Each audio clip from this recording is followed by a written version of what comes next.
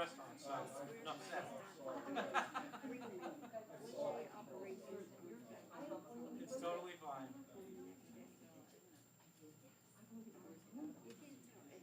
I gotta get it again, I'll double check. Why she's in the shape she is. Yeah, I guess so. I would mention it. Oh no, I have to go back to the surgeon that I went to 25 years ago. Right.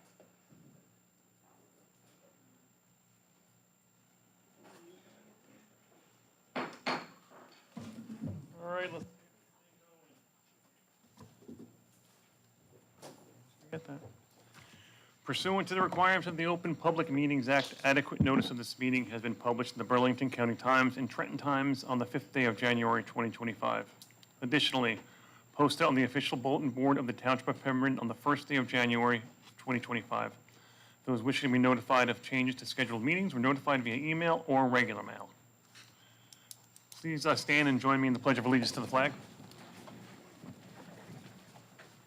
I pledge allegiance to the flag of the United States of America and to the republic for which it stands, one nation, under God, indivisible, with liberty and justice for all. Roll call, please. Mr. Dewey? Here. Mr. Harper? Here. Mr. Ward? Here. Mr. Doyle? Here. Mr. Bianchini? Here. The meeting is now called to order. Closed session resolution number 260, 2025 authorizes council to go into closed session. We do have a couple of items to discuss in the closed session, so we are going to step away. We'll be back in a few. You need to Make a adopt motion to the go into vote closed session? Sorry about that. Second. first. Mr. Doyle? Yes. Mr. Ward? Yes. Mr. Dewey? Yes. Mr. Harper? Yes. Mr. Bianchini? Yes.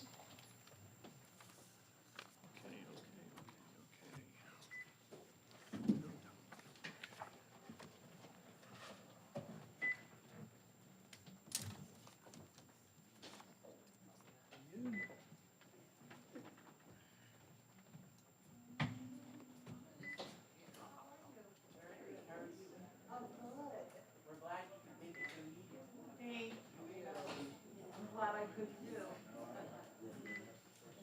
Hello, Pat. My breathing is this high. I've got the cold maybe. So, like this high.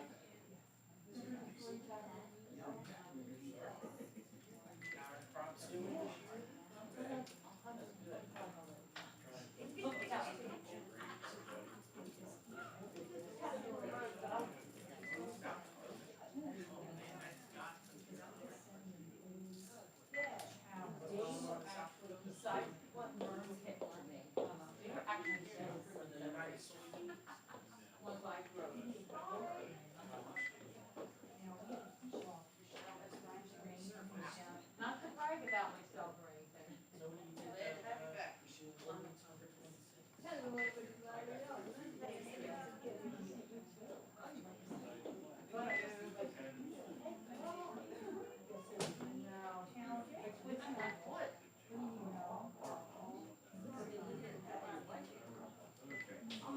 I eventually could do that.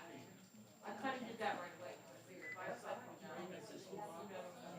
thank God I got better. But there were other reasons. I couldn't get my house cleaned. I went online and showed the property itself. Can't stand it. The house. And the house, each building is broken out.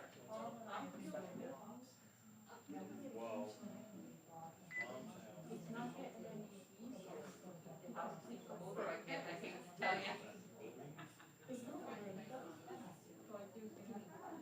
What do you think of the idea for you to? I looked online and worked it. Is she coming with you? She should be here.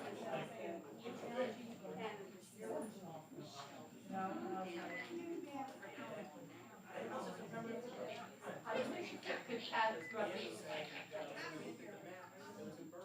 Right?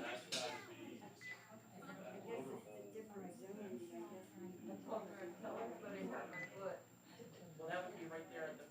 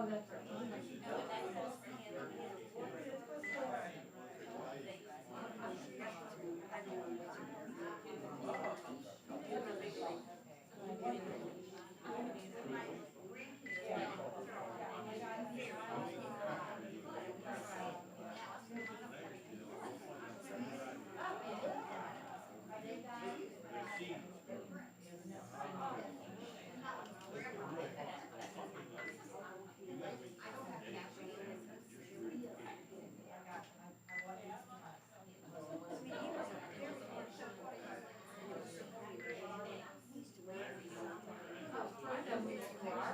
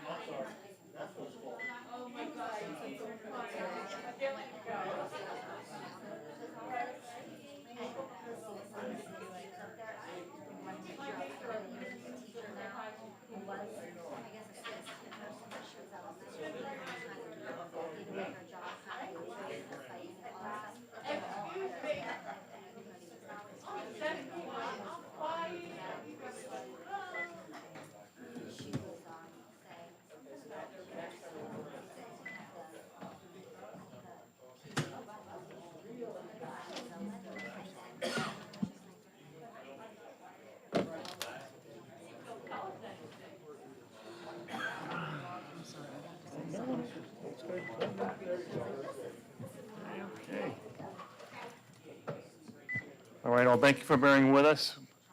That was a lot. That was a quick closed session compared to some of the other ones we've had recently. All right, public comments. The council's intention is to preserve the level of respect, courtesy, and civility required to successfully conduct the public's business. In this regard, the council should be addressed during public participation as a collective body and not individual members. In order to respect the speaker's time, council members will not engage in a dialogue or debate with the speaker. However, council members should feel free to ask the speaker a question or questions once recognized by the council president for purposes of clarifications. Council members can offer comments on a speaker's remarks once the speaker has concluded his or her comments in their allotted 5 minutes time frame. One last thing I want to say is please respect the 5 minutes and allow other folks to get their time. Don't take away somebody behind you. Anyway, forget about it.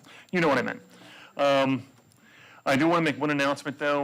On the agenda, under ordinances for introduction, ordinance number 28/2025, an ordinance authorizing acceptance of covenant of Block 104, Lot 19 from Marvin Greenberg, executor for open space purposes, is being pulled for this evening.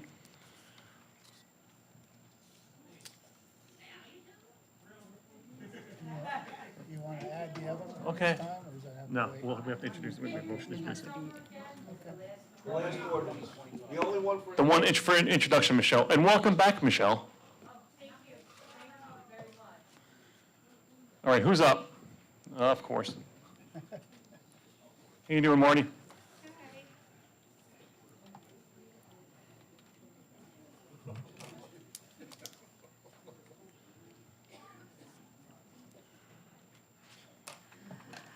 Good evening, everyone. My name is Marty Grafwinger, and I am the proud elected president of the BMIA. Before we dive into our event announcements, I'd like to refer to the meeting agenda, specifically items 268-2025 and 269-2025. The BMIA believes this is a wonderful initiative using the township's affordable housing fund to help our residents improve their properties. Any kind of improvement is what we aim for at the BMIA, and service to our community is our #1 priority. We would like to collaborate with the township and host a meeting to further educate the public on the grant money available to them. We truly want to help residents realize that they can receive assistance for their homes and would love to work together to get this important initiative started. As many of you know, we are wonderful hosts, and we would ensure a welcoming environment complete with drinks, snacks, and a nice place to meet, so please call us. We're ready to help. Now, shifting gears to our exciting upcoming events. This Saturday marks an important milestone for the BMIA as we are turning 106 years old, making us the oldest organization in town, and we are very, very proud of it. So I invite you all to join us to celebrate at our open mic event this Friday at 7 p.m. We are thrilled to have Tony Mealy, who is newly married, and his band, our very own BMIA house band, Sundays afternoon. Whether you want to bring your instrument or come up and sing with the house band, we would love to see everyone there to enjoy their music and even participate. We even have a door prize basket that I just posted on Facebook, and it is for BMIA members only for a drawing in that, and it's really fabulous. For our Fun Friday nights, BMI members always eat for free, and if you find yourself wondering how you can join in on these festivities, membership is always available, just $15 per family per year, payable at any event, or by mailing a check to P.O. Box 284, New Lisbon, New Jersey, 08064. I also always carry membership cards, so feel free to reach out if you're interested. On September 27th at 8 a.m., we will participate in the Clean Communities event at the Fire Department in Country Lakes. This is a wonderful opportunity for us to come together and enhance the beauty of our community. Please remember to sign in on the BMI clipboard upon arrival so we can keep track of our volunteers. Following that, we'll host a Red Cross blood drive on Sunday, September 28th, starting at 9 a.m. There are still a few slots available, so if you'd like to sign up, please visit redcross.org and enter our zip code 08015. We are pleased to offer free breakfast for those who come to donate, making a great way to start your day. For assistance, feel free to text me at 609-388-1305.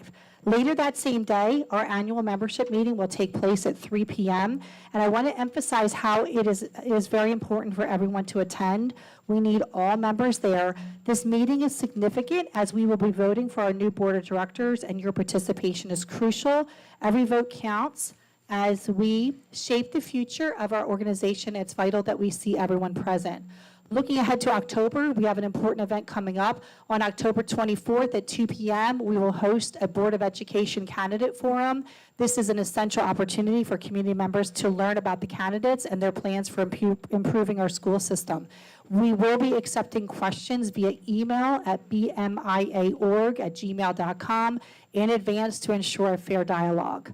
Lastly, I want to share that in December, we will be collaborating with the Coupon Clip It Club again for their annual toy drive. The BMIA will be again collecting warm fuzzy blankets for teenagers. If you could bring new warm fuzzy blankets to our fun Friday nights or membership meetings, or text me at 609-388-1305 for a pickup, that would be really, we would really appreciate it. Teenagers can often be very hard to buy for, but what teenager doesn't love a warm fuzzy blanket when they're hanging out watching Netflix or playing games? So let's help out the Coupon Clip It Club with this project. So thank you very much for your time, and I look forward to seeing everyone at our upcoming events. Have a wonderful evening. Thanks, Marty. Hey, Marty, tomorrow, if you want to reach out to the Community Development Department and talk to either Rosemary or Tricia Everett, they can work with you about the affordable housing thing. Okay.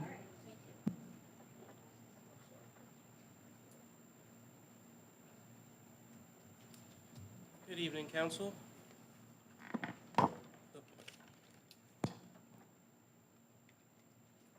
All right, resolutions, you know how we roll here. Resolution 261, I say yes to. Resolution 262, 2025, I would ask that we table it and investigate the person a little bit more. I hear there's some connections in the office there. You know, I know we have a nepotism policy, so I think it would be best just to table it, just so we can investigate it, just to make sure that we're not violating our own policy. All right. 263, 2025, I say yes to. 264, 2025, I would say yes, but I think that we need to ask ourselves, $206,000. Now, that's a lot. It's not really a lot of money when you're thinking about the amount of pavement that you're going to be purchasing from Earl, but I see for the purchases over $3,000, we're going to be contracting hauling services from Earl as well. Wouldn't it have just been smart to add the hauling purchase in the price with the asphalt as well? You know, I think it should all be kept together instead of all over the place. 265, 2025, I just want to know how much the contract is with ERI. 266, 267, 268, and 269, I say yes to, and thank you guys for that. Especially 269. 270 and 271, yes. 273, 2025, yes. 274, I want to echo what Dan said at the last meeting. Why not just make it a full-time position for a QPA instead of having a contract out? It kind of makes sense. I mean, I was reading some of the comments on Facebook. For the size township we have, it kind of makes sense to have a full-time QPA. Ordinance 26, I say yes to. I think it's good that we invest in our infrastructure in the community. Yes, it's upsetting that some projects take 4 years to get done and then they don't follow through with paving people's streets. It's very upsetting. But we have to continue to move forward and hope that, not even hope, but we have to make sure that things that happen to people's streets never happen again. And Mr. Ward, I know your street took like, what was it, 4 years? This is a water bill, it has nothing to do with the street. Well, no. Water bill has nothing to do with the street. I know, but wasn't it, you know, it took them 4 years to get your street all together with this? I'm not too sure how long. No, I thought, isn't that why you voted no? No. No? Oh, oh, I think I might have got that one mixed up. All right. Ordinance 28, which is your ordinance for introduction. Since you pulled it, I won't say anything about it. You know how I feel about the new purchases over $3,000. My questions for the bill list are, what's the most expensive item on the bill list? How much is the bill list in total? And when will we see the bill list on the township website for the public, us to be able to see what we're spending money on?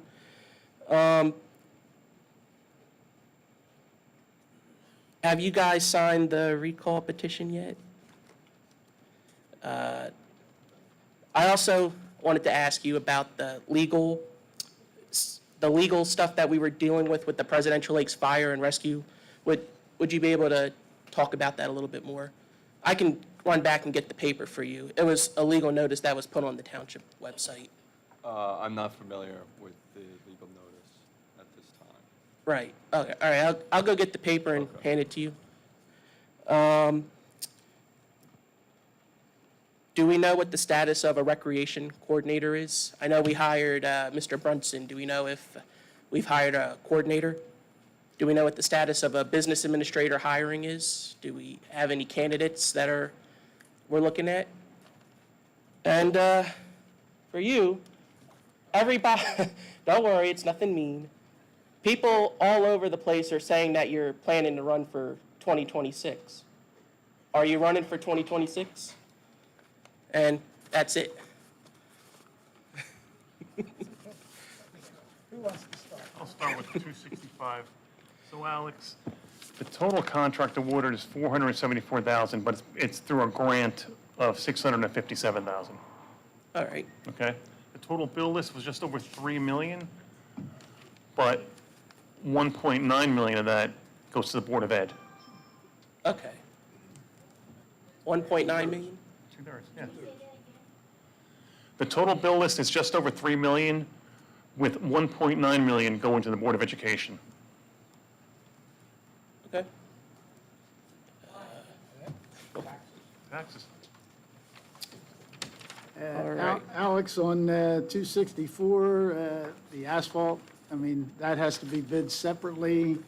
That trucking thing you see is for trucking that's been done this year for our paving projects.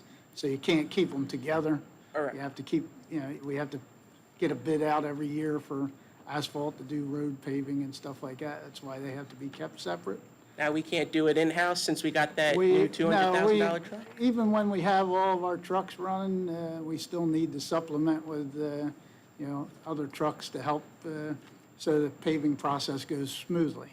I've had a few years in that industry, so you can't just do it with 3 in-house tandems. You gotta have extras, Sometimes you need 5, sometimes you need 6, so they use them as they need them. All right. What else did you have a question on that I might be able to help with? What's the status of a business administrator? And what's the status of a recreation coordinator? Jack, you want that one? We're still looking for a BA. The rec coordinator we're looking for, we did hire a rec director. Since we do have a brand-new rec director, he'll be starting here pretty soon. We want to have him part of the process and have his buy-in on this. So we're going to present him with the resumes and interview information that we have and let him be part of the decision-making since it will be his team. Okay. And I think I also have, correct me if I'm wrong, the PL Fire Department thing. Yes, the litigation. I That is, I believe, Amy, correct me if I'm wrong. I believe that is, there was some questions in regards to the deed that arose when we were dealing with the cell phone company to put cell phone antennas on that tower. There was no deed, so they wouldn't create a lease with us because there wasn't clear ownership. So we're going to court to get a deed for that property. So that's what the litigation is, I believe. Close? At the time that there was a settlement with the Presidential Lakes Fire and Rescue Department, the settlement turned the property over to the township. A deed was done, and it was sent over to the attorney for the fire and rescue company. It never got returned to the township. That attorney passed away at the time, and the members, there's no other members of the fire company. We've reached out to people. Tried to reach out to people to see if they would come in and sign a deed. So the only way to get it to get done would be through the court process. We do have a settlement agreement that states the township has the property. However, the final deed never got fully processed due to somebody passing away. I don't know the full answer, but All right. it's really not a litigation. There was already litigation. It's settled. It's been settled for years. It's just a matter of paperwork, and in order to do it properly, we had to go before a court for the judge to say, yes, this is now the township, since there's nobody left of the PL Fire Company to, Do we have a Sorry. time frame of how long it would take? I believe it's, something should be settled by the end of the month. There was a hearing on the 28th. I wasn't at that hearing, but Your mic. Turn your mic on. there was a hearing on August 28th. Whether or not that happened, I'm not sure. I wasn't at that meeting, but it should be settled by the end of the month. The judge should make a decision. All right. And you want to quell the rumors? Are you running? Not running? Nothing to say? All right. Have a good day, you guys. Thanks, Alex.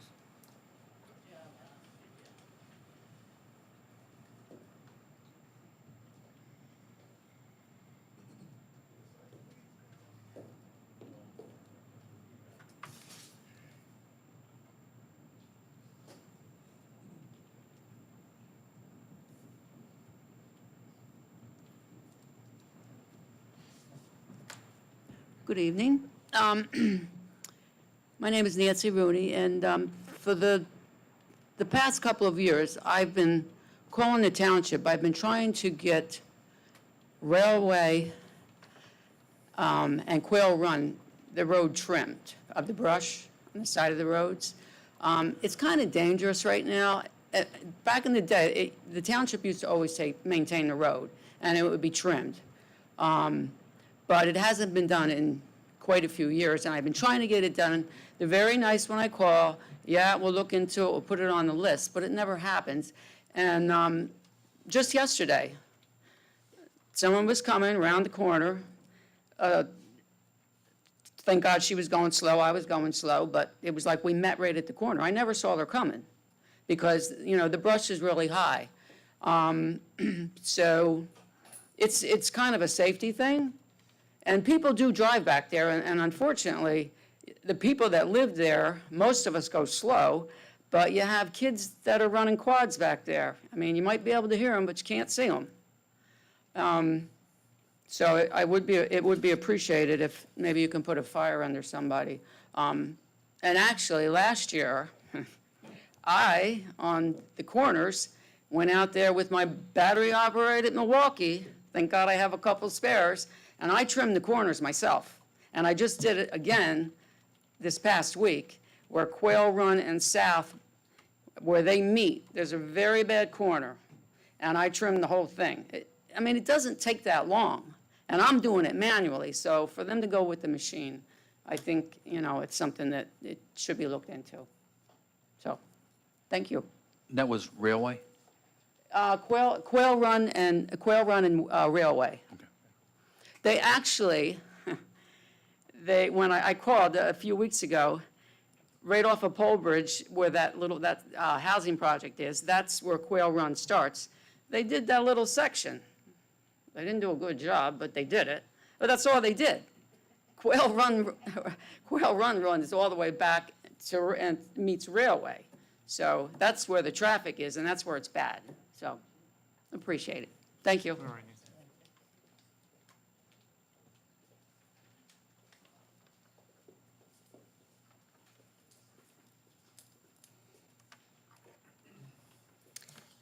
Good evening. My name is Justine, how are you? Justine Miller, 311 Shoshone Trail. Okay, two things. The first thing that I just wanted to address was a couple of years ago, the school district had a meeting about what was happening with our taxes. It was really informative, but I did a quick Google search just to give everybody some background so people just don't think the school is imposing this. A couple years ago, New Jersey went through a multi-million-dollar state aid reduction. Pemberton was one of them, where they felt like we were getting too much money for too long and some other school districts weren't getting it. It was a Senate bill called S2. So we were projected to lose $26.1 million over several years. Additionally, we were anticipating a $4 million cut in 2020 to 2021. However, because of our municipal overburden and exemption issue, they actually only cut 2.4 million and not 4.4 million. So it's going to be approximately 26.1 million over 7 years. There is an S2 formula. A simple Google search for anybody could break this down for you to see where we are at, what year this is, how many more years we have to go, and why our municipality is sending money to the district. It's not a Pemberton thing. A lot of schools in New Jersey were affected by this. There were just some, I don't want to say rich school districts, but school districts that did have money that complained about not getting money over years and years and years. And the same old, it was like Camden, it was like Jersey City, they were like, that just kept getting money.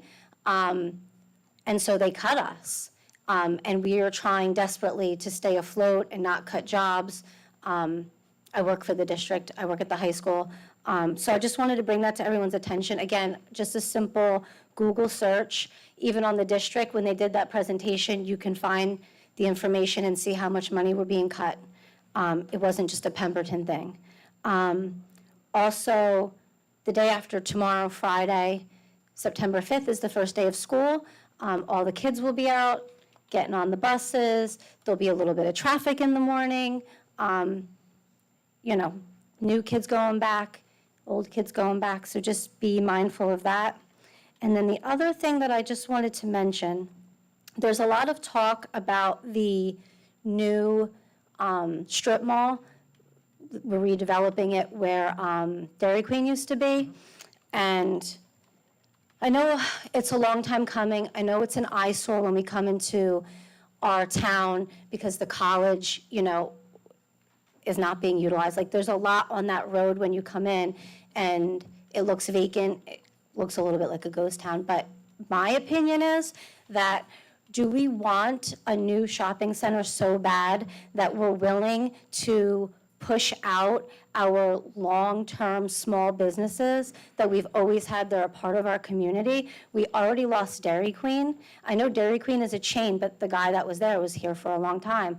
There's other people that were in there that were either forced to make a decision to retire because they can't. Like, are we so desperate to have something new and shiny that we want to ruin kind of what our town is about, and that's small businesses and people that have lived here and bring their business here? For me, that's no. I would rather have that small town feel than have a Tractor Supply right across the street from O'Brien's. Like, that's just me. And yes, like, we all want another grocery store to be competitive because Acme is a little bit higher. But again, do we want to push out our small businesses? And I know that the one grocery mart that was coming in pulled out because of inflation. So, do we also want to make deals with these people that might come in and build something and then in a year or two pull out? We want to make sure, in my opinion, I would want to make sure we're doing it right and we're not pushing small businesses out. Thank you.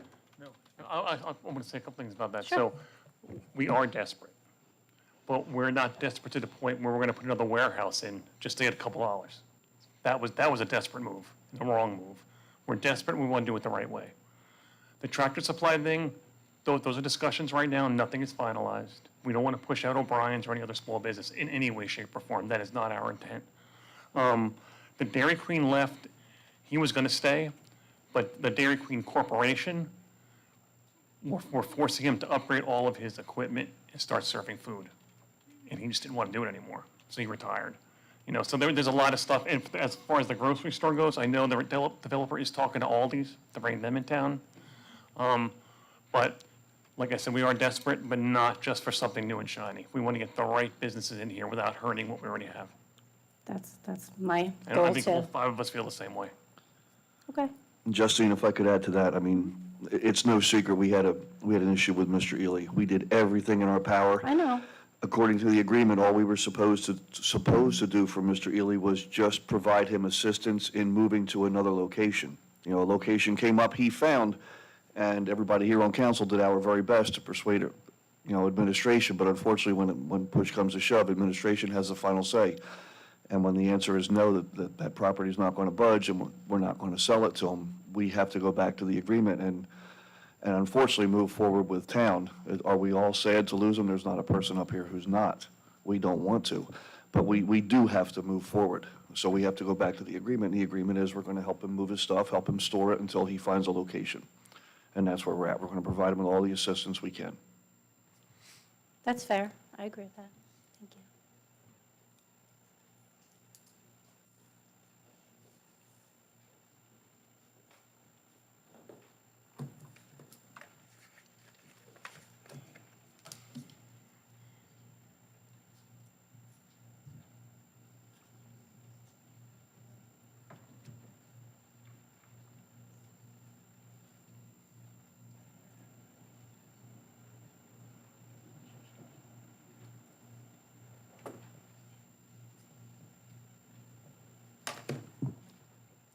Good evening. Joe Fallon, Clubhouse Road. Just to take off on that last, I don't believe having a Tractor Supply in that empty place, what we call a shopping center, is beneficial to the town as a whole. It takes away from what the flavor of this municipality is, which is a small community town. Bringing in Tractor Supply will ultimately drive out O'Brien's. And the reason I know that, in Trenton, where I worked for 50 years, I had a customer of mine, Blake Hardware Store, family-owned, very busy, on a corner, right next to a 7-Eleven. Less than a mile away, they opened up Home Depot. Within 3 years, they closed down.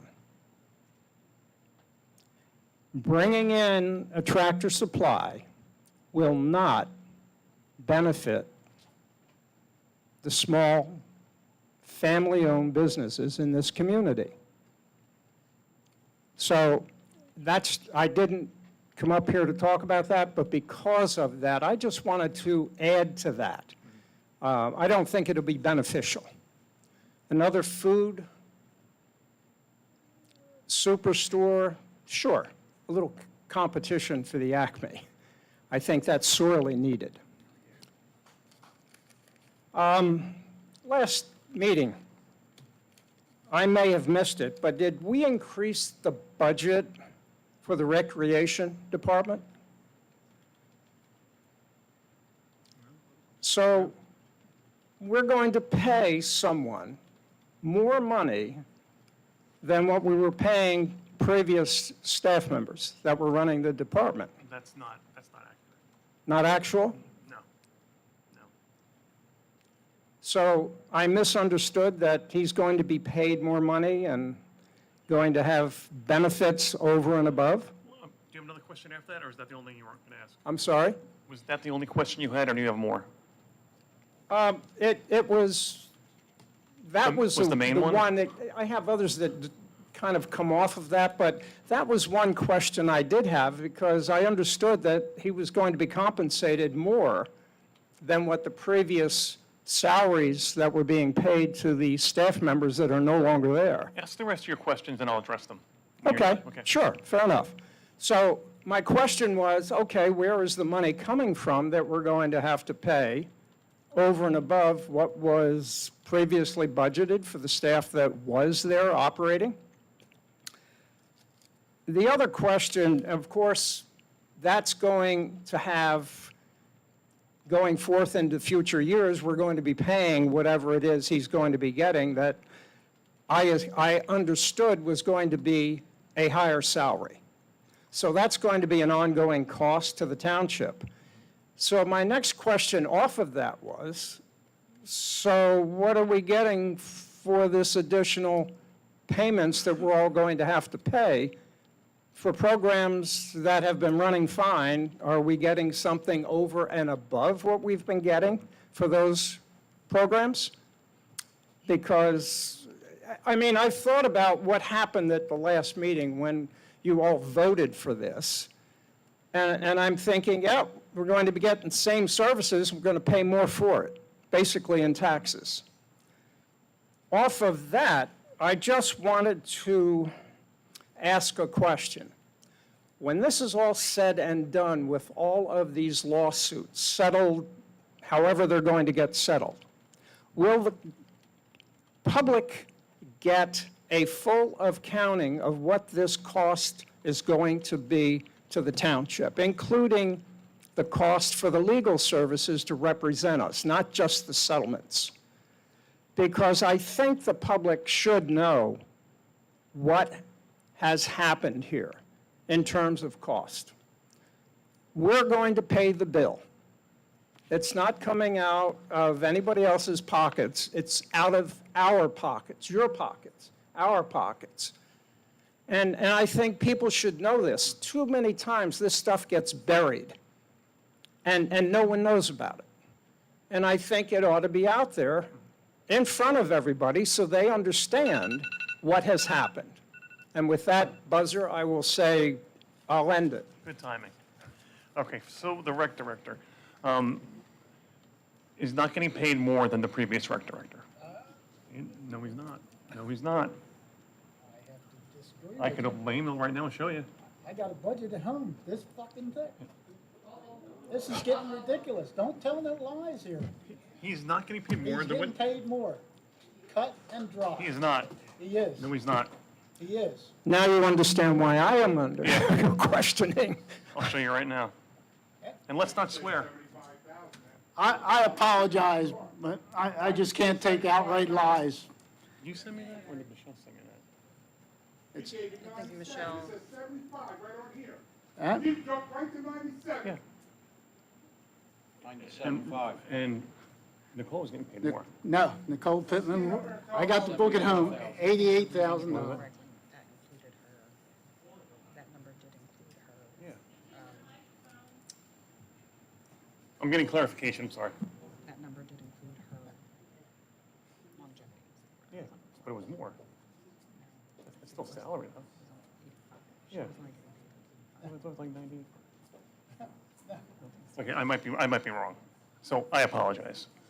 I'll double check though later. So whatever he's getting paid is still within the band that we're allowed to pay him. So there's no extra that we're paying that's not budgeted. Again, I hate to disagree. We set a budget that had a maximum amount that we were going to pay a recreation director, and that was $88,000, not $97,000 plus benefits. Calm down. No, we want this all to be out here. Well, okay. He is being That's the way paid to do more. it, and the way you're doing it's not right. So calm down, or leave, period. Let's see what you're saying. He is being paid more in salary, more in benefits, and it's all in the budget. It was not approved in the budget that way, because the previous director was approved to get $88,000 plus her benefits. So we're paying this one $9,000 Okay, fine, change I'll more. admit that I'm wrong, but I'm not gonna raise my voice at you like I just did. Well, you know, I just want this to be out there, and it's clear. And He I asked said he that asked I a was wrong, question. So don't be an ass about it, Okay, period, all right? Thank you. okay. What was your other question? Well, the other question was, at the end of the day, will the public get an accounting of what? And we've been trying to share those numbers with you at every meeting as it adds up. At the end of the day, I think we could, because I think it's public information. Well, if I were to come up here a year from now and say, okay, what did all of these settlements cost the township, including legal representation at these hearings? We'll make sure you get all that. Okay, because I think that's something, as I said, the public needs to know. This has cost us, Oh, I know. and it's gonna going to a lot more. cost us a lot It's mounting more. up. And I don't think, we need to have that out there, because this is another reason why we have to consider a change in government. Because this cannot be allowed to happen again. Because it has cost us. Not only has it cost us money, but it's cost one individual for sure, the laundromat owner, a lot. Oh, I know. Thank you. We're going to take a 5-minute recess. Council, can we go to the room line, please? Are we done? No, we're taking a recess.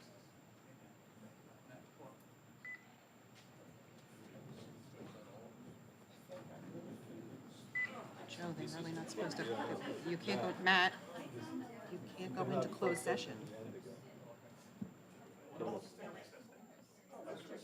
Okay. Did you want to, but all council cannot go in, you're not. Yes. Joe, before I forget to. Oh, thank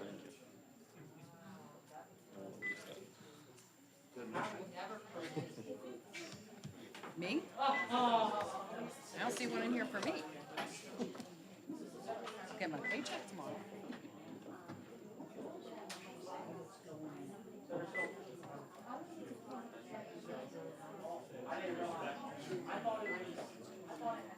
Are the settlement amounts public information?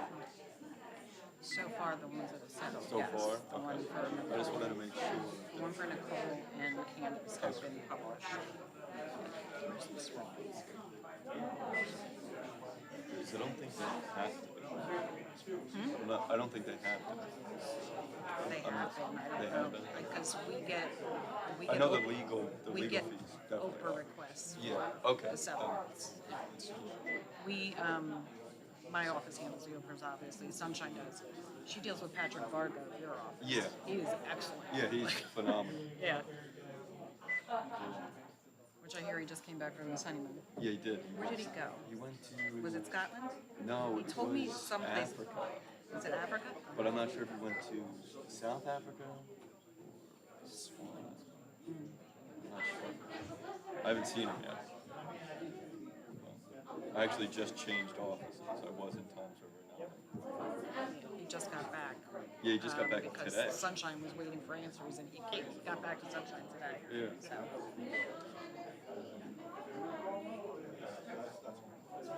Is everything okay with Jerry? Yeah, he just he got into an accident. Oh.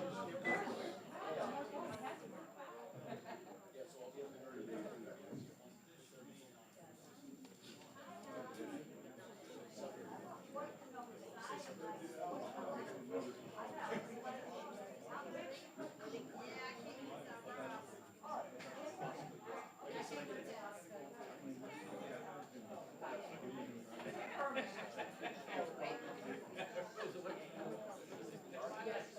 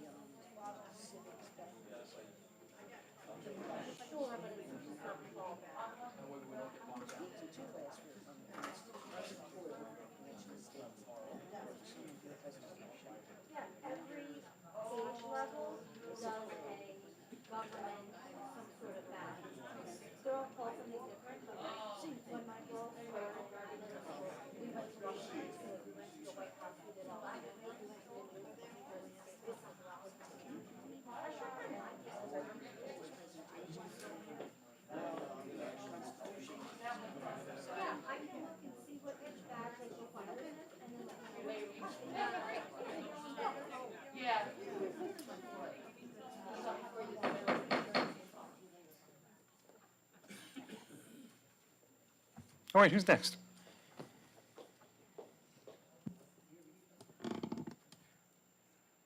Marie Reynolds, Browns Mills. I just want to say one thing about what just happened here tonight. I hope council members don't get so frustrated by the way this township is operating that it affects your feelings for this township and the reasons that you ran and the reasons that you're sitting up there and the reasons that you went together as a team. Because I understand, and I think most people in this audience understand, but I'm not sure our public understands, that you have someone sitting in this office every single day that answers to nobody, that undermines you on a consistent basis, that makes backroom deals without your knowledge. And then in 2 weeks, you come in here and you're battered by the public for everything that's happened that people have questions about or people feel is wrong. And it's not fair. It isn't fair.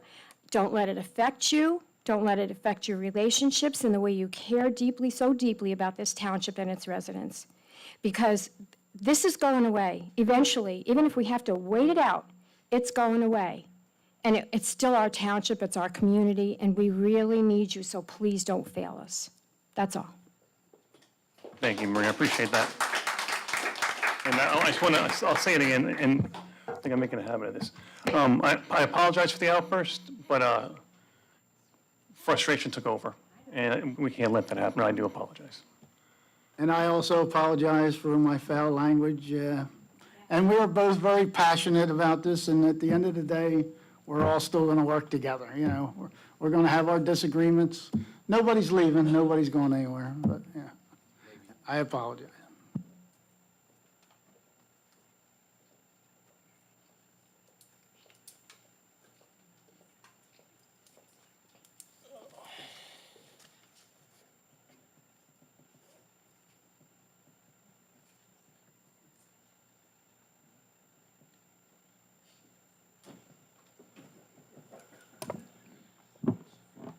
All right, well, after the highlights, good evening, council.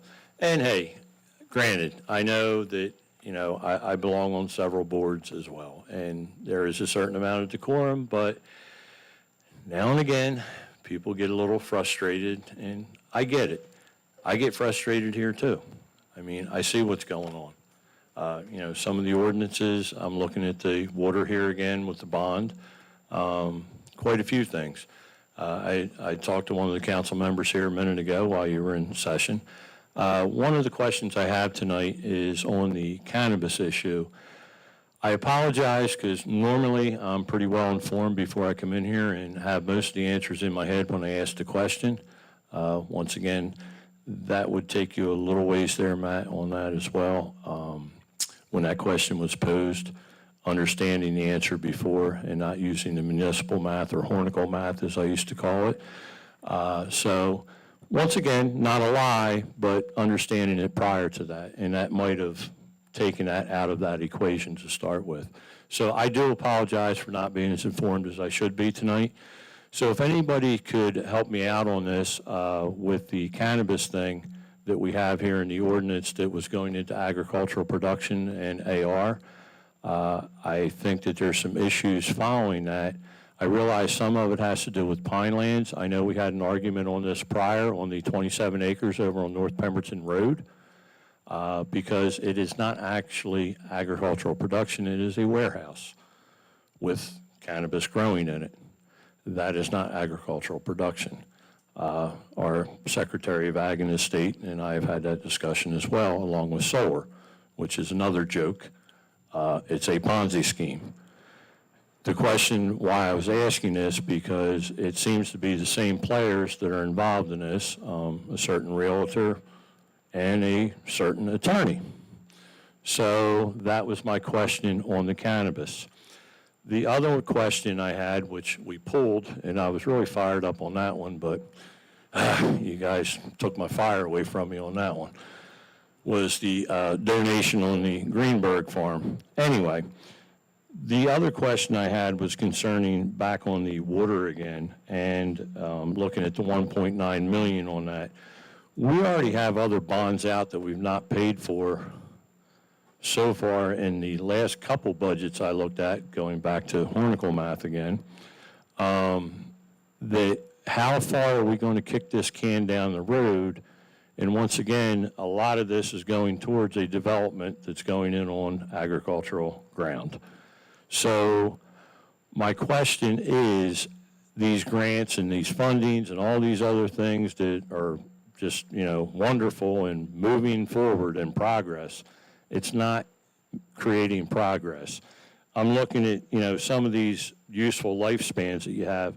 You're tying into an antiquated water system, which I believe Mr. Harper and I discussed at the last council meeting.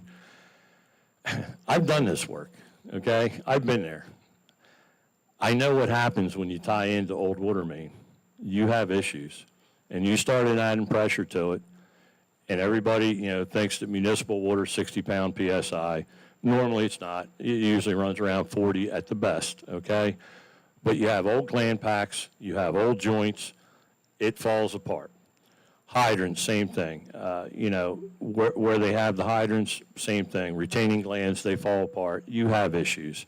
So I'm questioning, once again, why, if we're going to get down this road, and Hovnanian has the approval, once again, which is a joke over there, that this started as a blight because of the buildings. And if you can't call it a blight now, I don't know what the hell you call it. That why are they not paying for the whole shooting match, and we shouldn't be doing anything on the township end of it? If they want the water, that's on them. It has nothing to do with this. Nothing against our solicitor. I seen it in the paper that, it was a great negotiation and everything else. I would hate to have any of you negotiate a business deal for me. I really would. And I don't know if that's on the administration end of it, but dear God help me. I don't think any of them could run a lemonade stand, not alone in this township. So anyway, on that, if anybody can answer on the pot thing for me and on the water, please.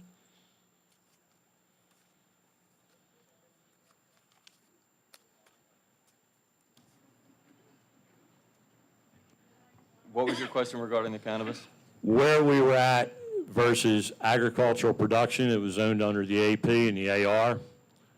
I mean, we already went through enough spot zoning in this township. And why it was going down that road, because it's not agricultural production. Understood. And that was all 6 categories, I believe. That was under wholesale, distributor, so on and so forth, down the road. So where are we heading with that, and on what properties are we looking for that on? Like I said, I got a funny feeling where this is involved. So at this time, I think what I saw on that was anything within the pine lands is exempt. There's no cannabis in the pine lands. Yeah, So the only place that this could possibly play would be on the other side of the borough, towards 206. And/or on North Pemberton Road, where we tried before. Well, that's north of borough towards 206. Well, Sorry. just north. Yeah.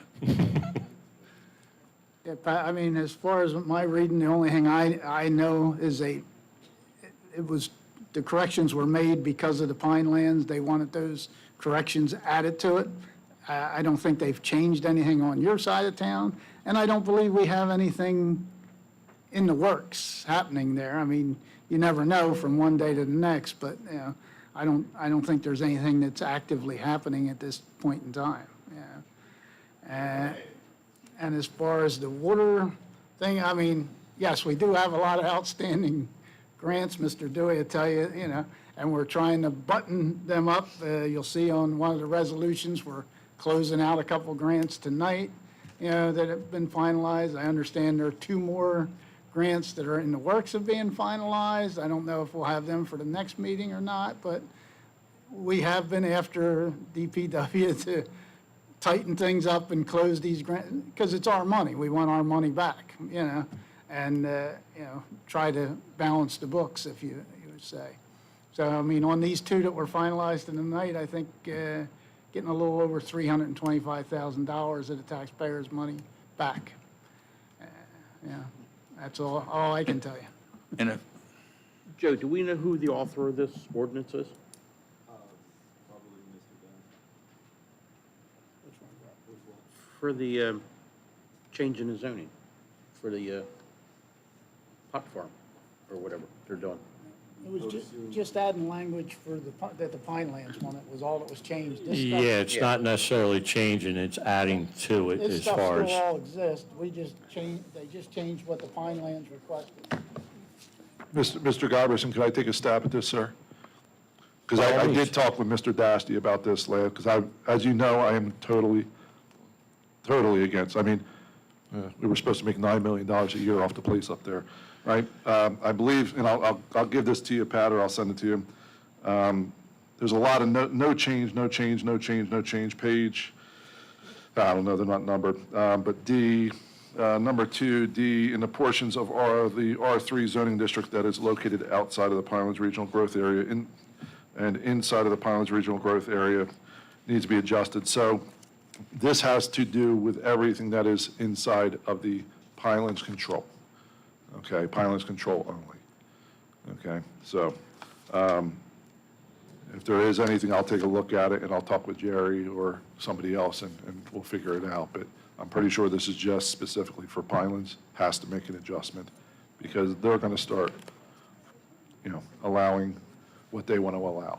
all right, to well, I make their money, appreciate right? that. Yeah. Like you said, it just wasn't not clear to me the way that it was, and with AP and AR involved in it once again, which I know you had this argument before in the zoning part of it, and I didn't know where that was headed to. But anyway, I appreciate that, and like I said, with the water part of it on that resolution, I would say no on it, because the other problem that everybody seems to fall short of is these grants. It's still our money. It's tax money, no matter how you look at it, whether we're paying it into the township or we're paying it into the state. It's not free money. Now, I realize that the left looks at it that way, that it falls out of trees and the Federal Reserve keeps printing it, but that's not how this works in real world. So with that, I appreciate your time. Thank you. Council President, can I add one thing? You had mentioned tying into an existing water network, and sometimes when you do that, you have issues because of things going on. We've thought of that too. Some of the council members were in meetings. I believe it was KHOV paid for an engineering firm to go into the borough and review their system and check it. And they spent some time in there doing inspections and stuff, and they're telling us, and they're telling the borough primarily, since they're the owner of the system, that any changes that's going to be done, their system can support it. Well, I can tell you the check's in the mail too, Mr. Mayor, and I've worked with this. So I'm the developer that just spent $5.5 million on that ground over there. What do you think I'm going to tell you? It's not the developer, it's the engineering firm they hired. Okay. And- Once and I again, got and who what was you're saying. involved with this? ARH? No. No, originally, who was involved in it? But this is the borough's engineer. Right, but who was involved in the initial? All right, thank you. I hear they're getting a whole new water system in the borough. Once again, Sure. Mr. Fallon, I'm going to clear one thing up real quick. So the previous rec director was getting paid more than what Mr. Brunson was offered through her longevity raises, stuff like that. However, the budget doesn't reflect that number. It's about a $7,000 difference. That's what the discrepancy between me and Mr. Harper. So we're in the same ballpark with what we're paying the new guy. From now into the future, as long as he's with us, I would presume.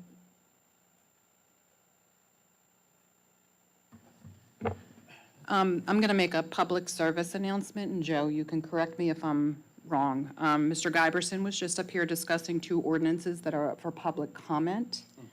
And this is just for everybody's edification. When you want to discuss an ordinance and whether you are for or against the ordinance, those comments should be made during the public comment section of that ordinance. And I'm going to tell you why. At times, we get requests from attorneys for comments made on ordinances when there is future litigation or anything that occurs, whether it's for or against. I'm not stating one way or the other.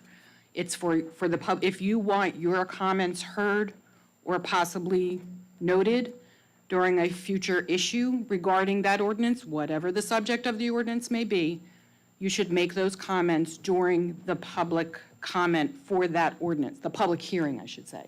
Am I? So, Mr. Giberson, what I'm going to ask you to do, because you had a lot of comments regarding these two ordinances, just come up to the mic during those ordinances and say, please refer back to my public comments.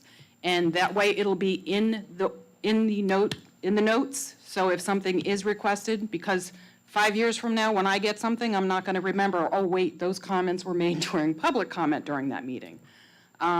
It will be noted in the minutes, and they'll be able to refer back to what you said during public comments rather than the public hearing. So if you have comments regarding any ordinance, regardless of the subject, they should be discussed during the public hearing.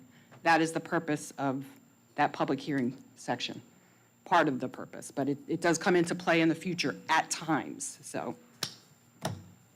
That's it.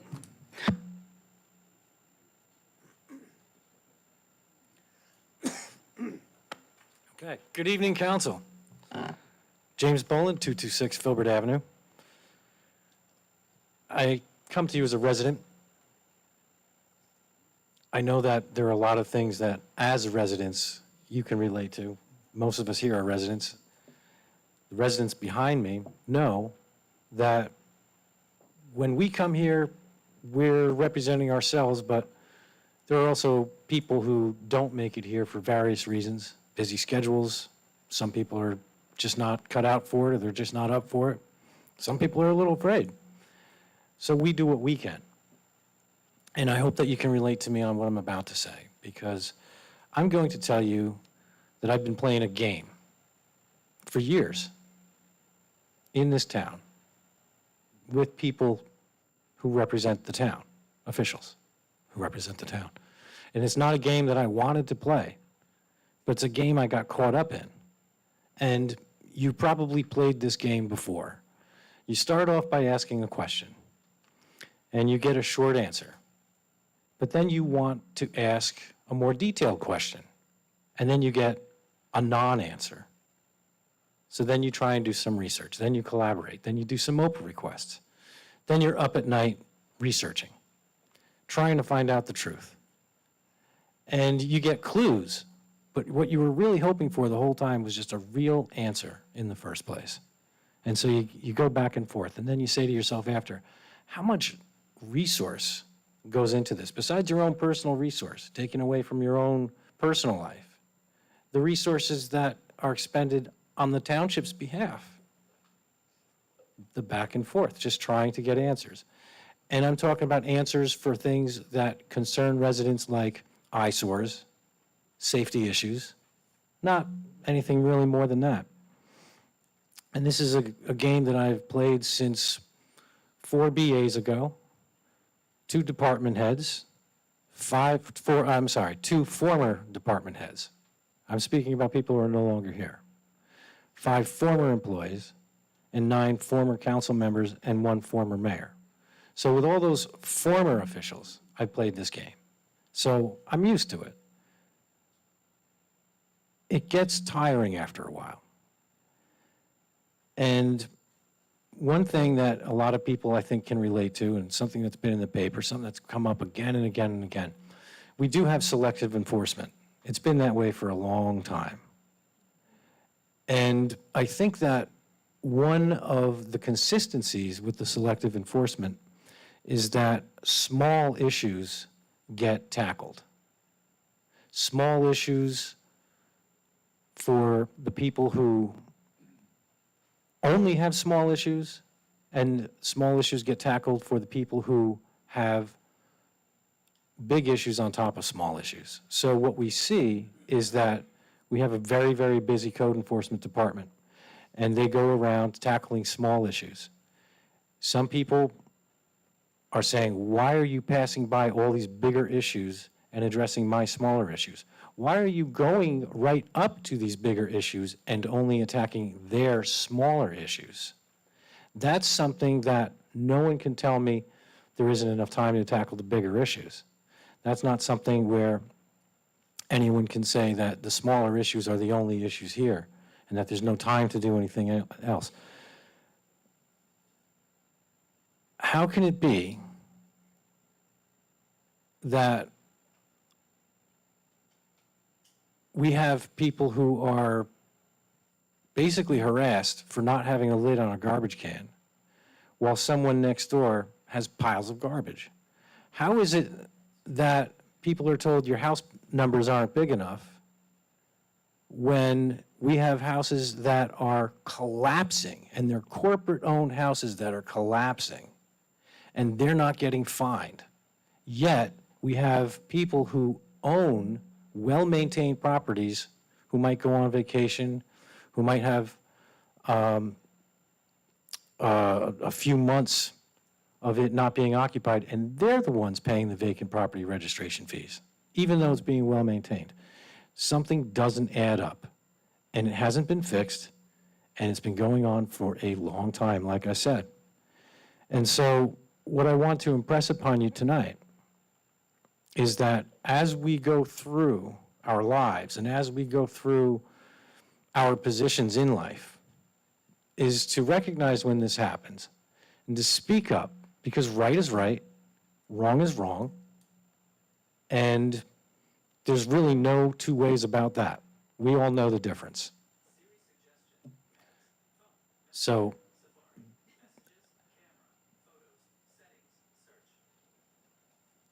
anyway, that's what I want to stress,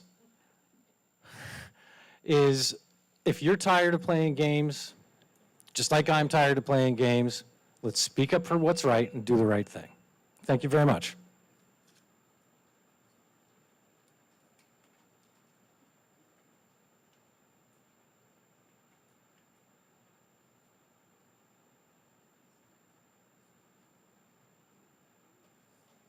All right, I guess we'll move on to resolutions.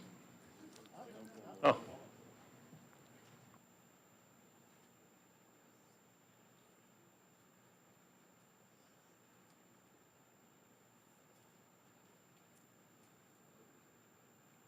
Good evening, everybody.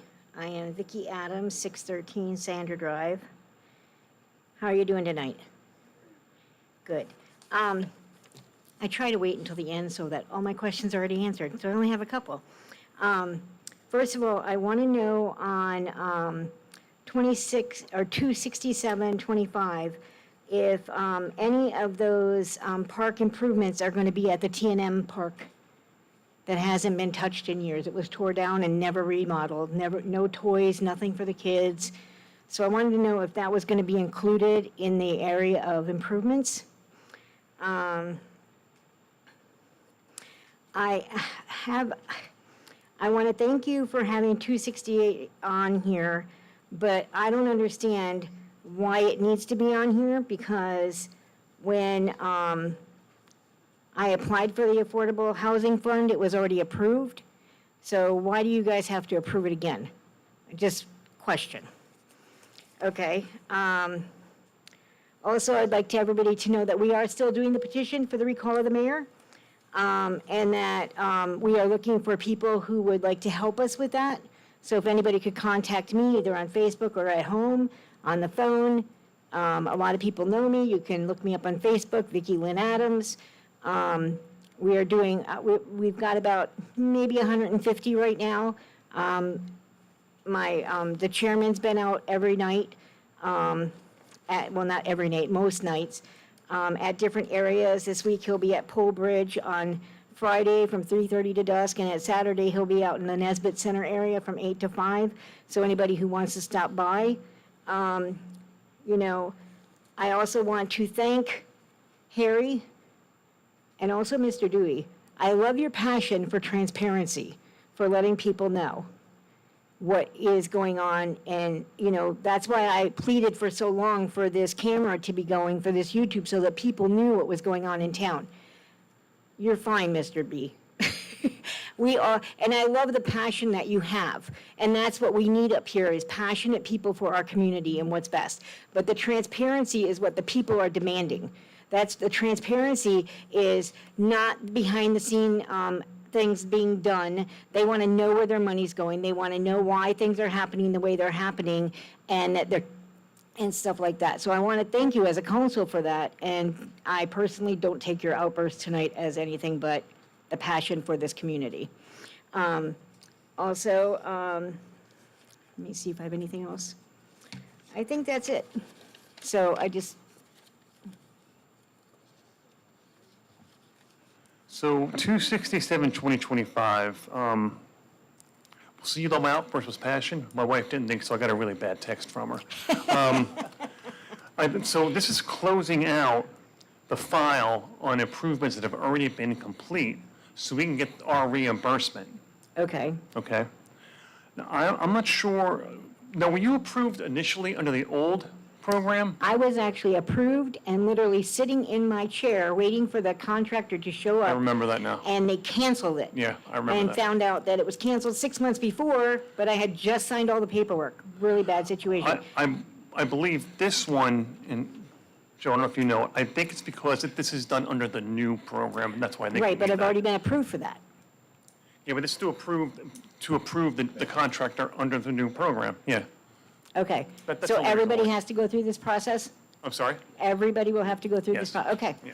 Just It won't- asking. It won't affect you getting what you're going to get, it's just, it's the process. Yeah, no, I'm just asking. I mean, I just thought it was weird that I looked down here and saw my address. I was like, okay, you know? If you look, Vicki, that happens in every town with these affordable housings. The county does it too. They post the address and stuff. Yeah. It's Yeah. just one of the steps. Yeah, just if someone's not expecting it and they, you know, I wanted to know why. Yeah. Because I thought it was already a done deal. They've already contacted me Right. to pick my stuff and, you know, all that. So it just seemed weird that you're approving it now. To me, it should have been approved before. So, see, and that's part of the problem with the last one, with them canceling it, because literally I was sitting on my couch when they canceled it. I'm waiting for the guy. I finally called him and said, hey, are you, goes, well, didn't the township tell you? They canceled this project. And then find out later that certain people pulled the plug on it for me and somebody else, you know, that person doesn't like too much. So it just, you know, I didn't want this to be like something similar. I don't believe it's going to hold anything up for you. Okay, so again, I do want, yes, Vicki, in the past, they had a outside company that handled all this paperwork. Right. And it cost the township about $250,000. yes. And as of this year, it's all pulled inside, and it's our people doing the paperwork, talking to the residents, and getting it approved. Yeah, so far, the only problem I've seen with this new program is that you have one contractor. Where when they sent out contractors before, I had 3 contractors to choose from. They gave 3 bids. The company picked the lowest bid, which for me turned out to be the one that I wanted, and I was able to get everything done. With this new contractor, I'm only able to get 1 thing done out of the 4 things because the price was so high. Well, And it's not like prices have went up so much in 6 months. It was put out for all local businesses to apply for the Right, deal. but I was told that only 1 contractor applied, and I was told that no more contractors are going to be added. So Maybe. that's the only thing that concerned me about this particular But you're a program. very good contractor, and when it's all over with, I think you'll be very happy. Yep, I'll let you know. Okay. Oh, I know that. Okay, thanks, guys. Thanks, Vicki.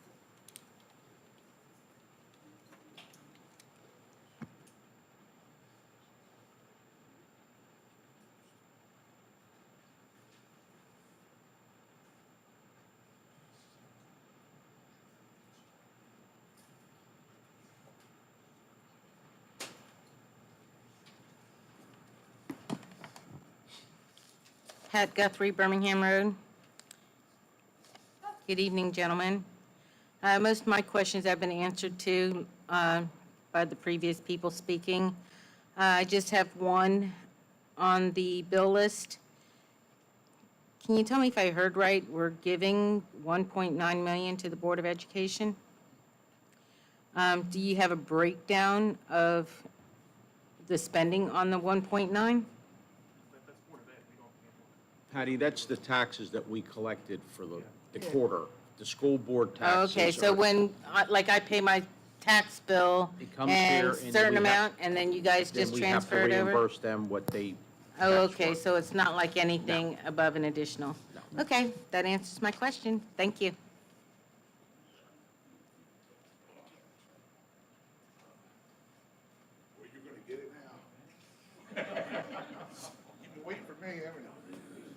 I saw you hiding.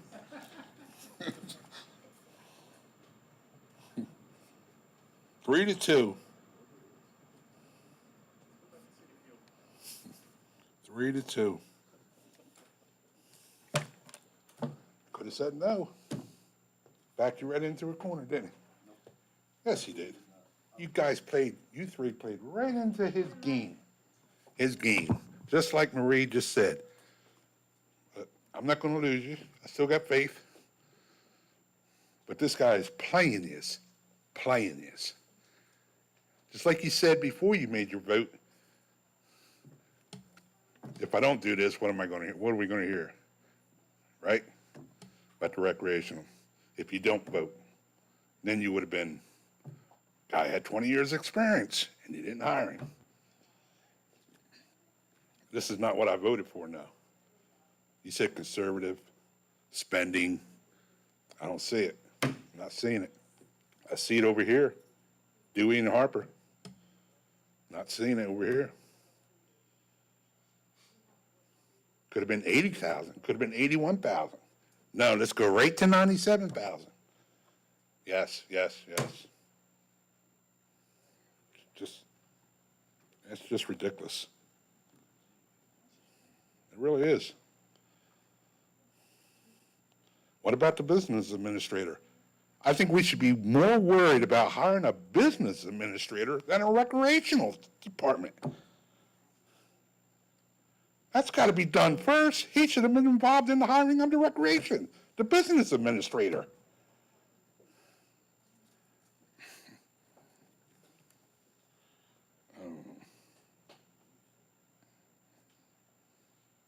I'm just dumbfounded. Well, I'm glad we got Harper and Dewey over here. At least they watch the spending a little bit. I thought you guys were going to be in on the spending too, cut the spending and all this. It ain't happening. He's going to back you right into a corner, this clown right here.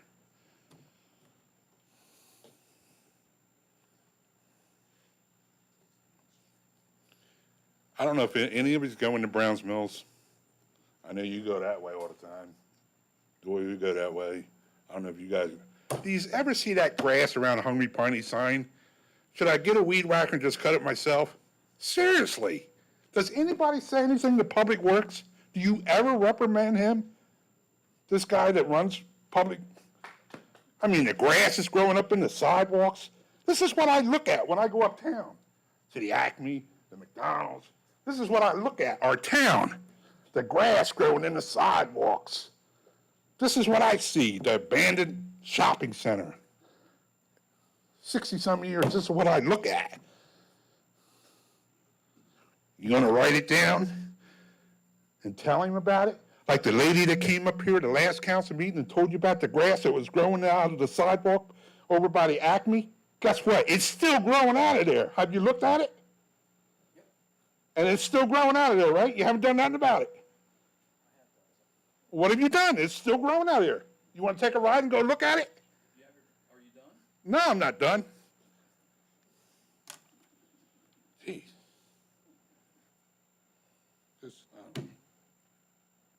I had some other shit to say, but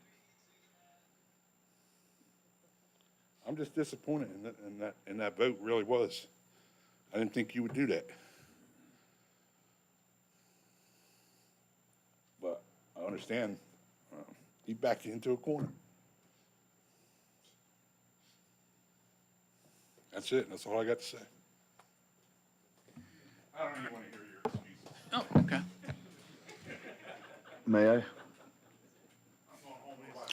Mr. Anderson, do me a favor, give me the respect of listening to me as I listen to everything you always have to say. If you're an old school Planey, it is you, and trust me, I'm all ears. That man over there is too. I spent 20 years here learning how to not get backed in a corner, okay? To get backed into a corner, you'd have to have a conversation with somebody.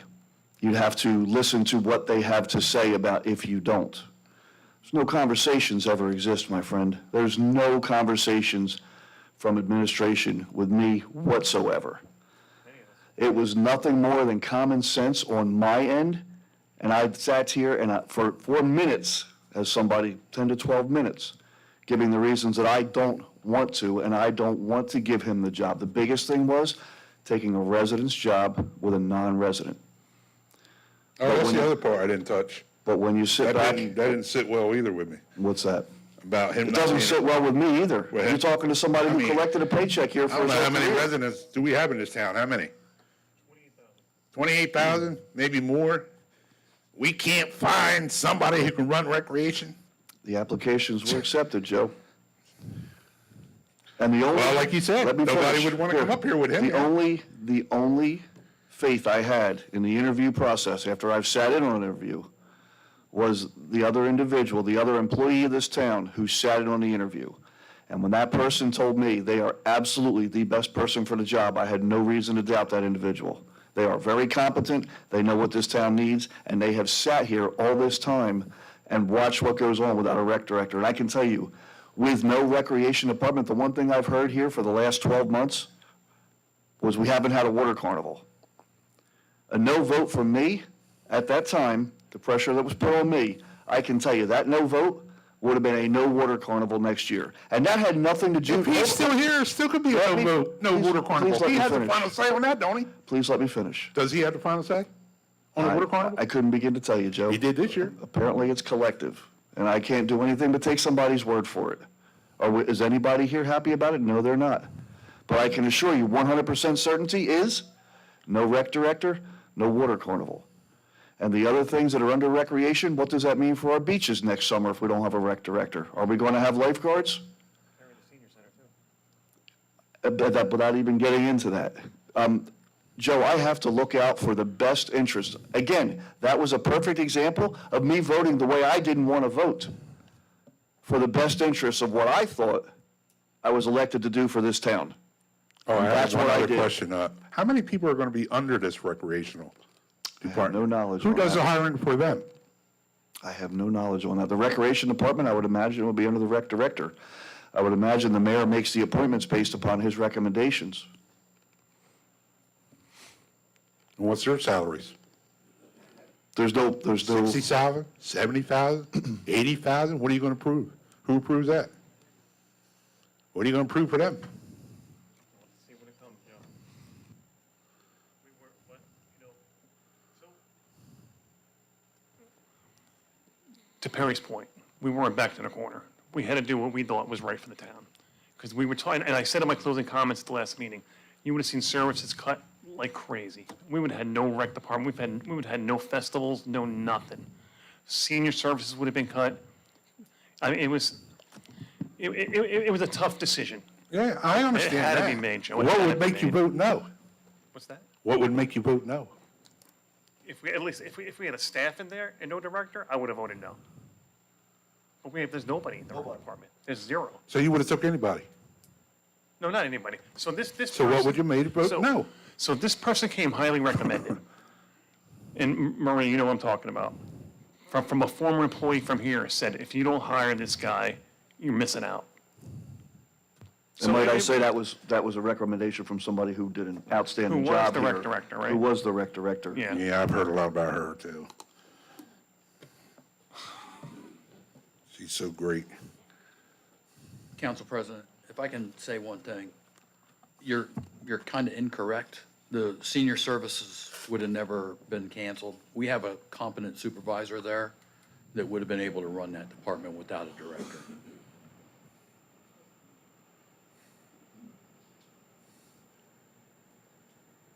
All right. Whatever.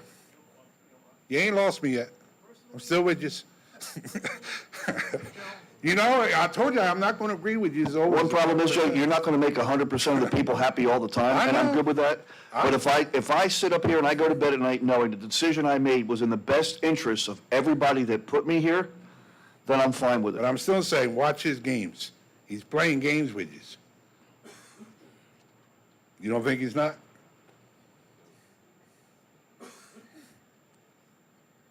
Playing games with you. He knows he's not coming back. He knows, you know what he wants to do? He wants to drag all of you right down with him. Make sure that you don't come back either. He don't come back, you don't come back. That's what he wants. He wants to drag you right into it. just like his supporters on social media, always blaming the council. Never say a word about the mayor. Boy, you love PL. I don't know what the hell it is you do for PL. And it got him a pickleball court, I guess. That's what it was.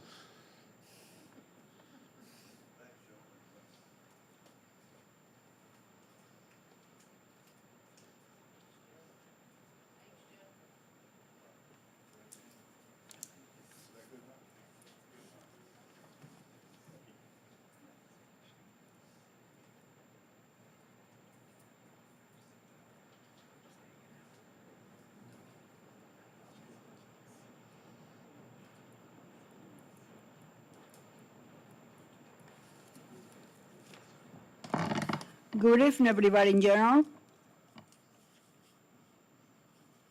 I'm going to start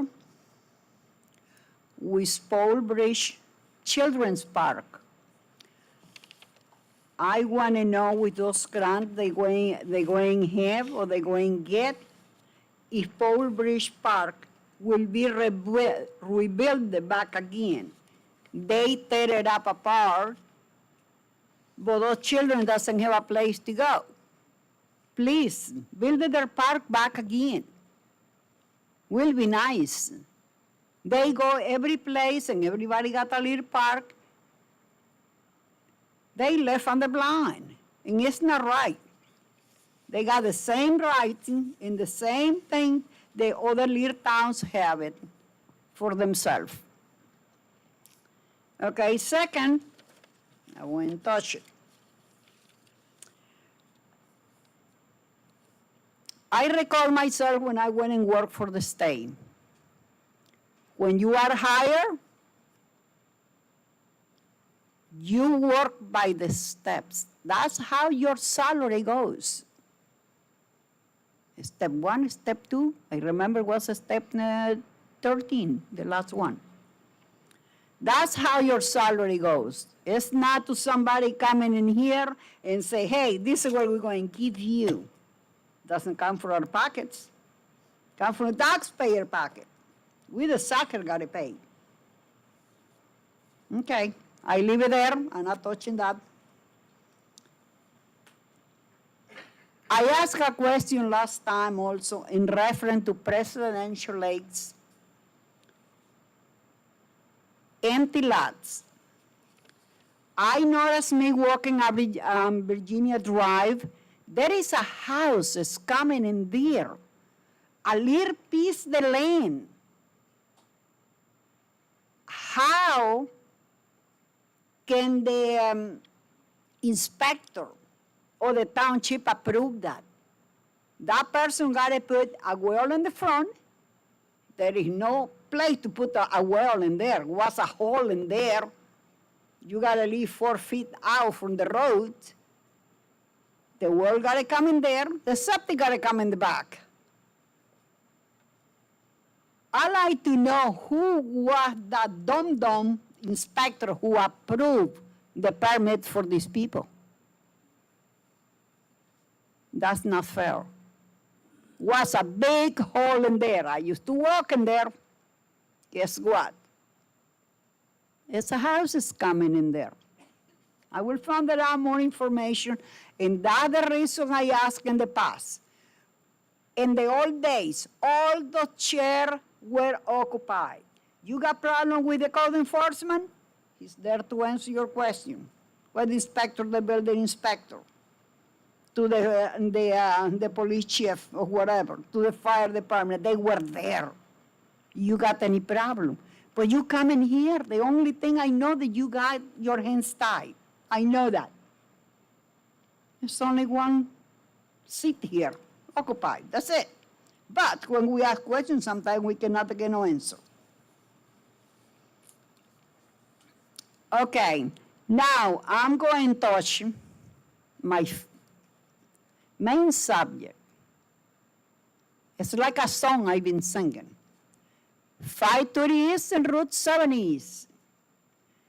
The township is doing something about it? Get together with the state and the county? That road is very dangerous. If you live around there and you gotta cross every day, I know that you gotta count your blessing if you are alive after you cross there. I haven't seen no crosses yet there, but I know there is a lot of accidents. And I intend to come to that office down the corner and pick it up, a letter to take it to the commissioners. Because I spoke to somebody in the police department, and they told me where I can go and get a letter. But I just hope the our administration, the least can take in consideration our residents gotta cross the road for go to work. They want to come home to their families. Okay, I'm going to touch my next subject in PL.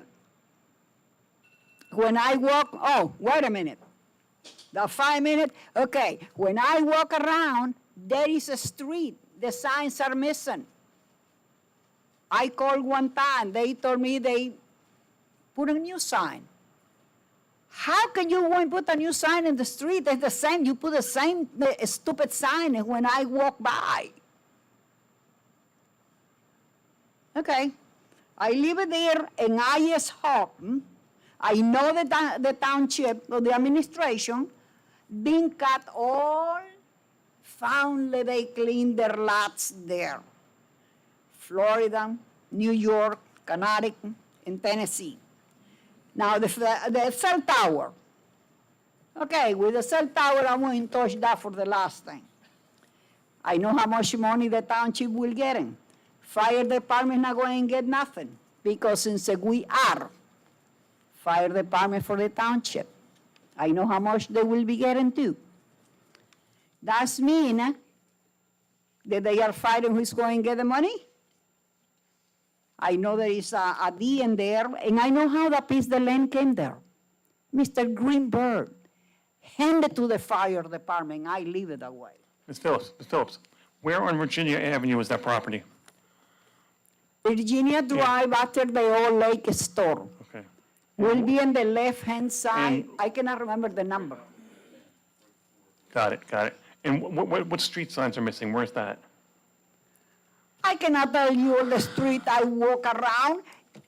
You got the public work, they driving around there up and down.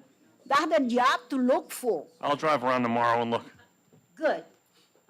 What time? I'll pick you up. What time?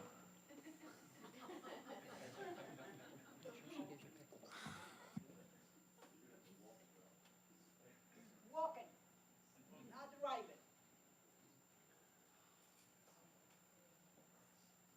Start resolutions? Oh.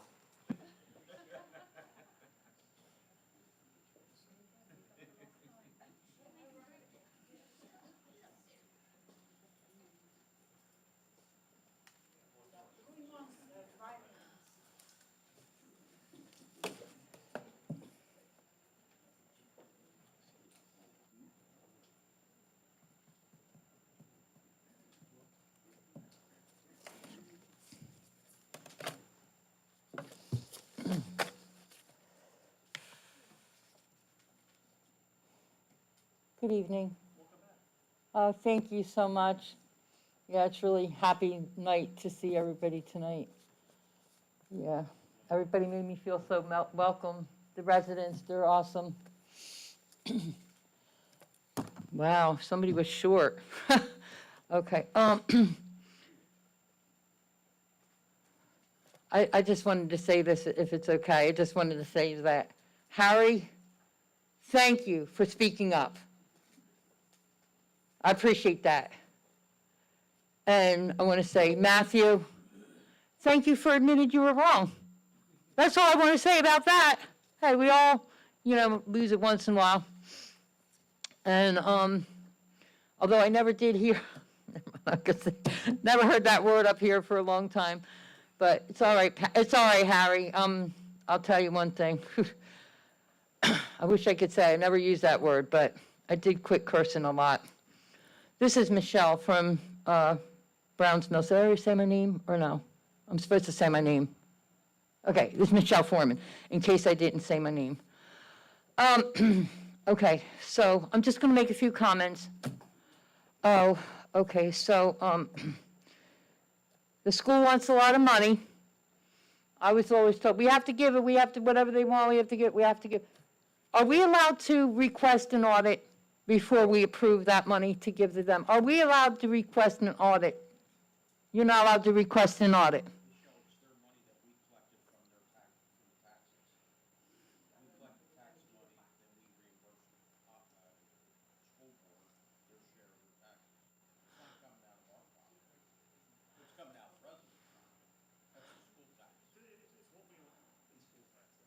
Okay, so when I'm finished sharing, I appreciate your comments, Dan, Mr. Dewey, but I just want to know, are we allowed to request an audit, yes or no? That's what I want at the end. You're not allowed to request an audit? That doesn't seem to make The sense. school board releases a budget each year that this money goes towards, if that answers your question. Well, put it this The way. money's already been allocated. Does anybody know when the last time they had an audit done on them? I'm not aware of that. Somebody should look into that. Okay. 2, thank you very much. Okay. 2 is, it just doesn't make sense that Candace Penwell is going to be the representative to the Burlington County Joint Insurance Fund when she just collected a bunch of money from a lawsuit, from what I heard. I'm just saying a few things on this that just don't make sense to me. Okay, the other thing I wanted to say that doesn't make sense to me, the recreational person that's going to be the director. No way, we don't start them above what the other girl worked for years to get. We don't start them above that. We start them at or below. If he does an exceptional job, we'll increase his pay. It doesn't make sense to just give him all this money. You see, if he does a good job, then you give him a raise. Thank you for your thumbs up, Harry. Okay. Then the other questions I have is, I'm trying to talk fast. Okay. If the mayor was to step down like he's been asked to do many, many times, if Vicky gets enough signature and he gets pushed out of office, who would be responsible for the lawsuits, him or the township? Because I was told that if he steps down, these lawsuits are going to go to him, not the township's not going to have to pay for it. Does anybody know the answer to that question? The question is, did you say what's the question? No. Okay. I said, if let any- you finish all your questions. Oh, okay, let me finish the question. Okay, just to be clear on it, the question is, if he was to step down for whatever reason before the time is up, who's responsible for the future pending lawsuits that didn't go through yet? That's my question. Because I was told that if he steps down, then he's responsible. That's why he's staying in office. Because his life will be ruined if he steps down and he had to be responsible for the payment of all these lawsuits. That's 2. That's one question. And the other question is, hold on a second.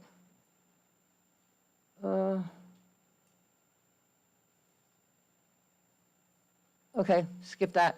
Okay, I'm making a comment. I thought all vacation properties have registration fees. I heard if you have a vacant property, it costs you $200 a month. So I don't know what James was talking about, how some get it and some don't. I thought they all do. Is anybody looking into that we are making sure the vacant properties are getting paid?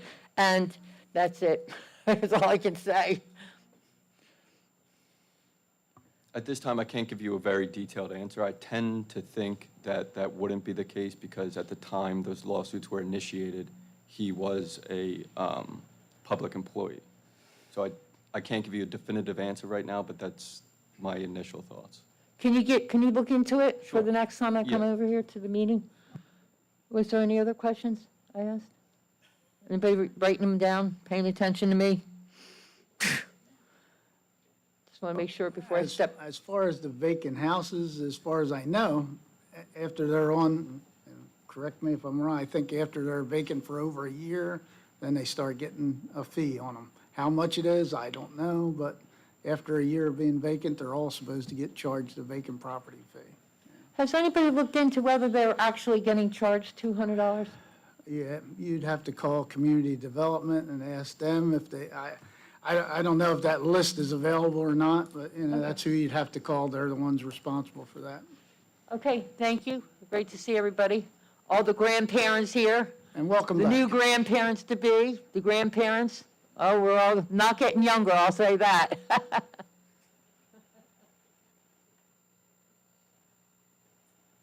right, before I prematurely start the resolutions, any other questions, comments? Okay. All right.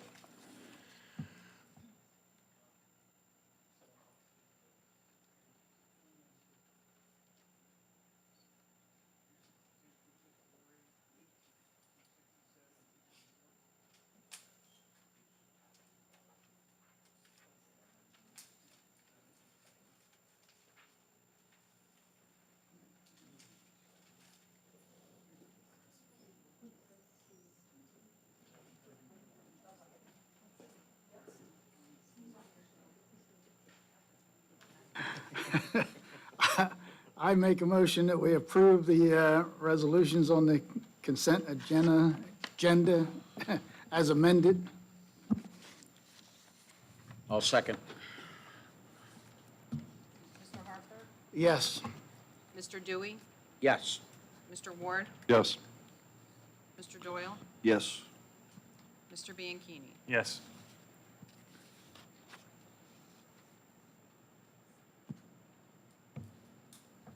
Resolution 267, 2025 closes out 2017 and 2020 Burlington County Municipal Park Development Program grants for improvements to Imagination Kingdom, West End Park, and various other park improvements. Discussion?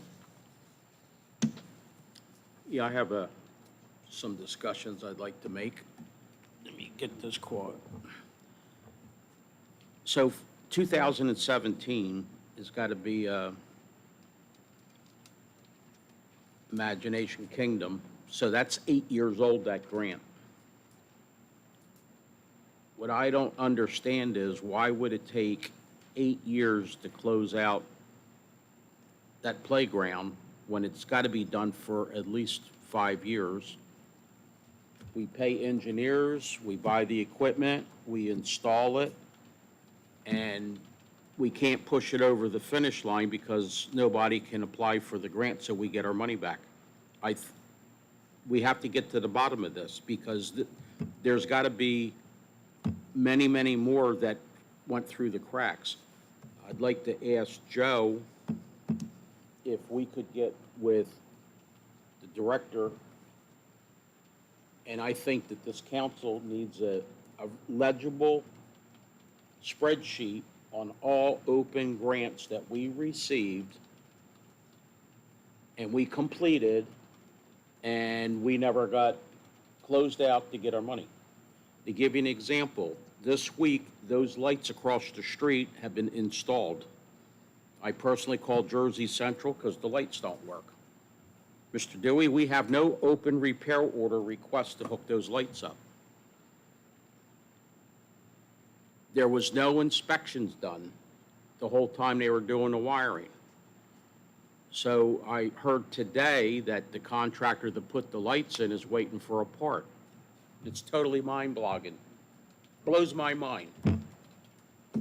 Engineer got paid, the lights got paid for, the guy installed the lights, and guess what? We still have no lights. We got to get to the bottom of this. We got to stop wasting money. You get a project, you knock it out, you get paid. Everybody else gets paid but us. And I have no idea how many more open grants we have out there. But from what I understand, Danny, what I'll do is, I'll send a request through you, Jack, for the list of all those open grants. Yeah, I don't know them all myself. Well- And this broken part or missing part, this is the first time I've heard of that. The last time I heard, there was a problem with the engineer and the electric company, where the electric company guess wouldn't who the schedule. engineer was? I'm sorry? Guess who the engineer is? But the electric company wouldn't schedule a cutover without certain things, and then they were button heads, basically. So, well, that's why it had hung out there so long. But I thought we have a date now towards 2 weeks from now, I think. I don't know the exact date. I don't but know it's what like 2 this or 3 part is we weeks. need. That's the first time. But they've I've been in heard the of it. ground for a year, First time I'm hearing of it, Councilman. and. Last word I got is, we did get a firm date that they're gonna cut it over, and it's before the end of the month. Yeah, that's if there's no problem with the inspection, because when they buried all the cable, there was, ARH never called for any inspections. So there's a possibility you'll be redigging the trenches up so they can see what's in the ground. It's a big problem, and we got to get a handle on it. And I think if we were on the verge of losing this resolution 267-2025 because of the age of the grants. So we got to get a handle on it, because it's going to cost taxpayers a lot of money because people didn't do their job that worked for us. So we're going to get on it, right? Okay, thanks, Joe. Thank you. If I can put in my 2 cents there a minute, I hate to be the devil's advocate, but, you know, we are closing out 2. You know, I think we're getting better at it because we're communicating better with the Public Works. There's 2 more, from what I was told, you know, going to be finalized shortly. And so we can see what's going on and continue getting better at it, you know, so, but. But Harry, if I wouldn't have made the phone call to Jersey Central to find out, Mr. Dewey, there is no open repair order on file here to connect those lights. Don't disagree with you. You know what I mean? I know we got to get better at it. You are 100% correct, but we're working at it, you know, just to be devil's advocate. Could have went through the cracks. That's all I have on that. I don't know if anybody else has it. You good, Danny? I'm good. Make a motion to approve 267-2025. I'll second. Mr. Harper? Yes. Mr. Dewey? Yes. Mr. Ward? Yes. Mr. Doyle? Yes. Mr. Bianchini? Yes. Resolution 274, 2025, consents to the appointment of Orrin R. Thomas IV as part-time purchasing agent for the Township of Pemberton. Discussion? Here I go again. I don't have one problem with this person. My feeling is it should be a full-time position. But we still haven't had a business administrator for over a year now. So if I push for a full-time, I could be voted off the council by the time you get one. I'll go with 274, only one stipulation. I would like him to come and meet the council members, and we have to set up some guidelines for purchasing. You know, I sound like a broken record when I go through the bill list, and I get comments, but I'm thick-skinned, and with age, I have more maturity now. But we have to get a handle on this, and we have to get the right person. If it's going to be part-time or we get a full-time person. It's insane what goes on here, you know? It's just like these railings. It was well over $3,000 to do these railings. It was never brought to our attention. It was just done, and it's not right. You know, people are spending taxpayers' money without our authority or our consent, and it's got to stop. You know, you got 5 guys up here trying to do the right thing, but doesn't seem like too many people in the rest of the building want to do it right. And it's got, you know, people got to be accountable. All right, so I'll agree to this, but I make sure that we have a meeting with this person, and we come up with our guidelines and what we're looking for, so that you don't go nuts when you're looking at the bill list. You know, the thing is paper, toner. Nobody buys the paper clips from the same place. You know, and it's the little things that kill you. You know, they would step over $1 to pick up a dime in this building. You know, you have to get control on spending. That's all I got to say. Again, I don't disagree with Mr. Dewey about getting controls on the spending. We're making this approval, you know, I don't agree that we need a full-time guy, but we're making this approval so that we can function till the next budget year and possibly make some corrections. We have somebody in-house that's getting ready to take the test to be a qualified purchasing agent, and hopefully that'll solve it, but this will get us through to the new budget year. And I'm sure, Mr. Dewey, that you have no problem setting up a time for that guy to meet with any of us and address our concerns. No less, no, you know. Am I correct, Mayor? That should be not a problem. As long as we don't have a quorum. Right.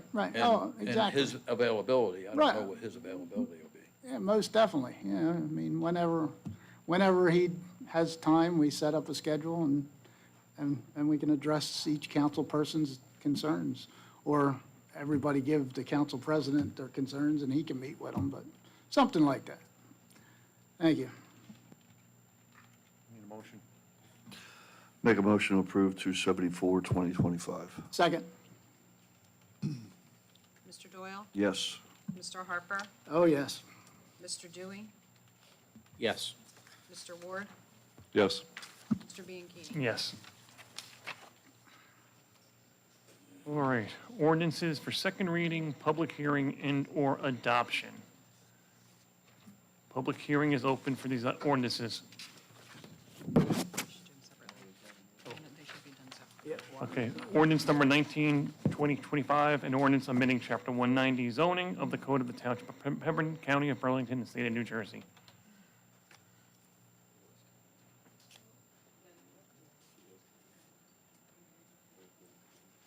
Mr. Guyverson.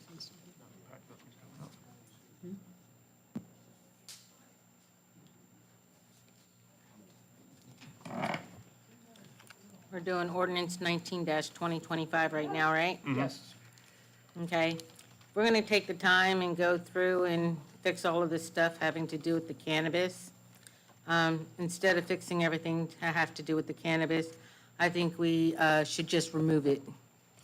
We don't need any warehouses built on our agricultural land that is going to become wholesalers or distributors or anything having to do with cannabis. So I think they should, whoever wrote this should sit back down and just go through the ordinance and just remove cannabis, remove cannabis, remove cannabis. But that's my opinion. Thank you. Thanks, Pat. He's coming up now.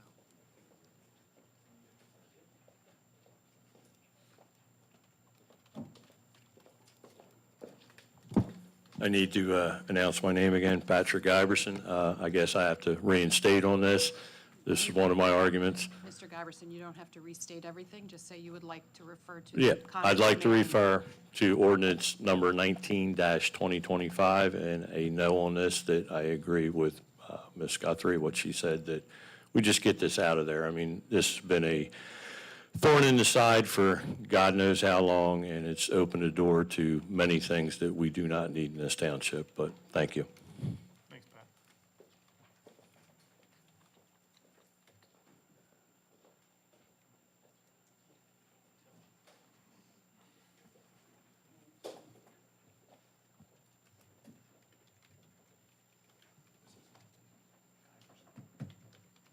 I just want the record to reflect that Mr. Giverson did make previous comments during the public comment section.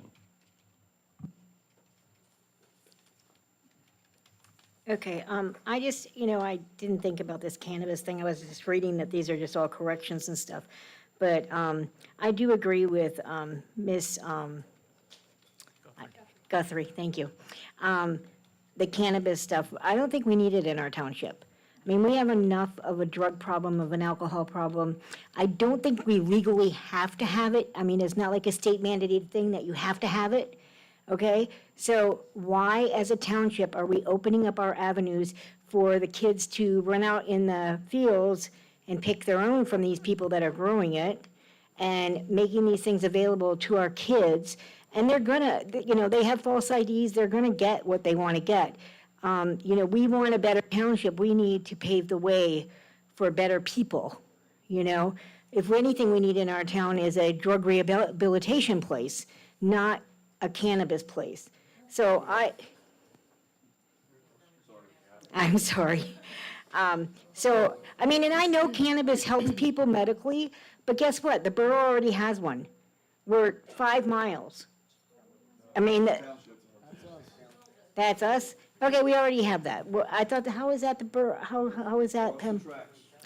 Oh, okay. Well, to me, that should be enough. You know, if we have to, you know, like, growing this stuff and all of that, it needs to stop at this point. I mean, you may have something on the way. I understand that things happened in the previous administration, but I would eliminate it from this point on. You know, I would put in there with, you know, no more after the ones that are currently issued, you know? So, my opinion.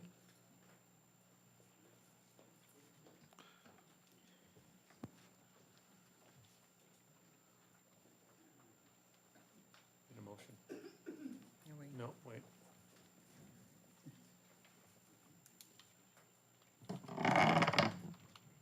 Good evening, America Phillips. I will join the rest what is spoken in reference to the cannabis businesses in here. We do not need that. We got plenty. Right now, I know the one on Lakers Road, they are working on it there. That's mean this is not what we want to bring to our township and to the young generation. We got enough problems right now. And I let you go, and with this, I join the rest. We do not need no more cannabis business in this town. We need another business.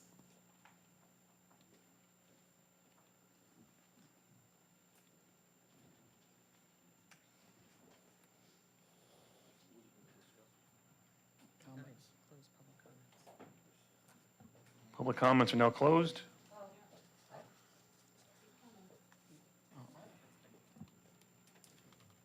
You don't see me stand up? I guess I gotta holler next time. Sit closer to the front, one or the other. Okay, so, can somebody give me the short version?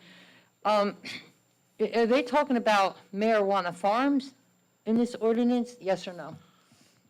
Or just the distributors? No. The stores?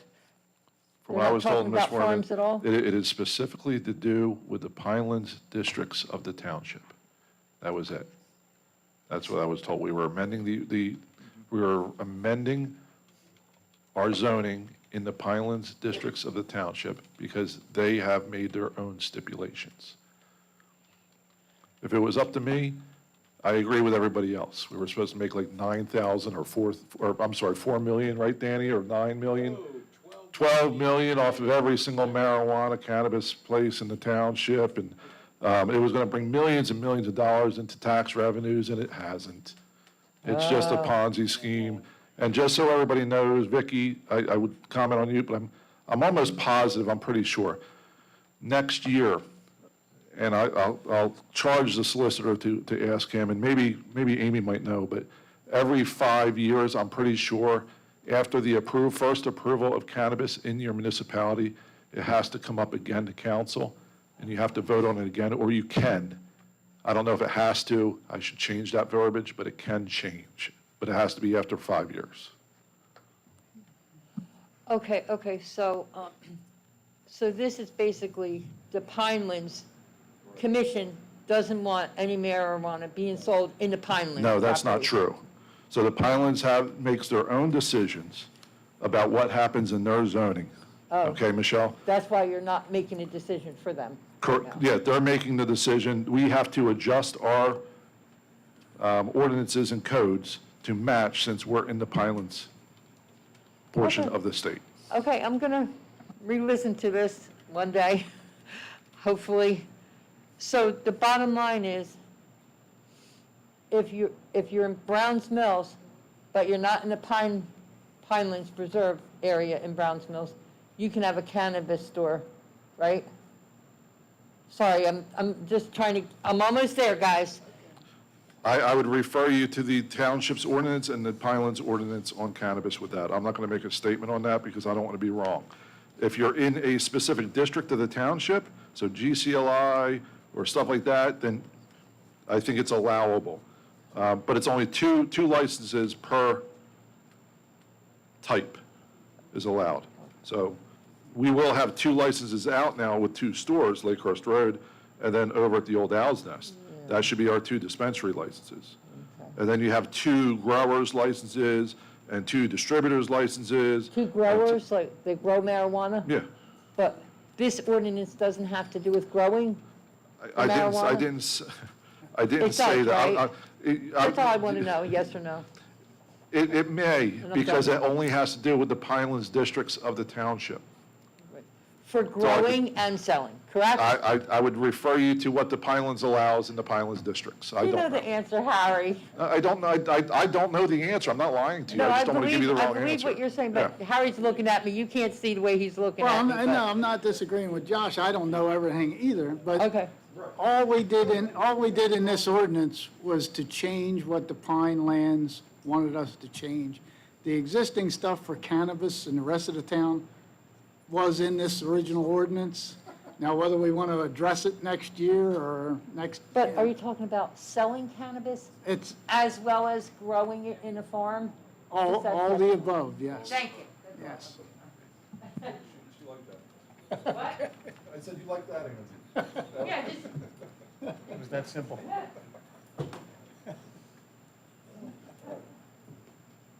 All right, public comments are now closed on ordinance 19-2025. Yeah, I'll throw a couple bucks out here. This was already in the works before Josh and I got elected, and we brought up our point of view because we sat through the BS sessions with all these people. I don't know where I'd have to ask Pat, but everybody that got involved in selling marijuana or trying to grow it, Colorado, California, how the hell did you find Pemberton Township? So the one answer, Pat was with me, oh, it's the soil. The soil, really. So, but see, they wanted to, what was it, 200 by 500? Warehouse? I said, well, my idea of being a farmer is when you get on a John Deere and you work the ground and then you plant it. I said, but the way you guys are doing it, you're gonna excavate all the dirt out, put your utilities in, pour a gigantic concrete slab, and it's gonna be a gigantic greenhouse in, you know, with the drains and the fertilizer. The place where they were building it was less than 100 yards from the Rancocas Creek. They were even going to import the soil. Yeah, well, no, you know, we want, the soil here is so good for growing. We're not even using it, you know? And then we had to be, BS with the cannabis stores. We sat through the meetings, you know, and it's, oh, we're gonna generate $12 million a year in sales, and you guys are gonna get 8%. Well, they won't make $12 million in 20 years. The one in Pemberton shouldn't even been opened. And again, it was me and Josh against the other group. They changed the numbers. I think it's 1,500 feet from a school. They changed it to 500 because the Egbert Street Board of Education was 800 feet. So now you've got a cannabis store 80 yards, door to door, to a registered museum at the train station with which kids that go there. So tell me how that went through. Oh, I remember. We lost 3-2. You know, our first year, we got our brains beat out. Everything was 3-2, 3-2, 3-2. And that's how you got cannabis in this town. And it's a bad deal, and it should have never happened. So anything that we can do to stop cannabis from tearing up North Pemberton Road or South Pemberton Road that's in the township should be outlawed.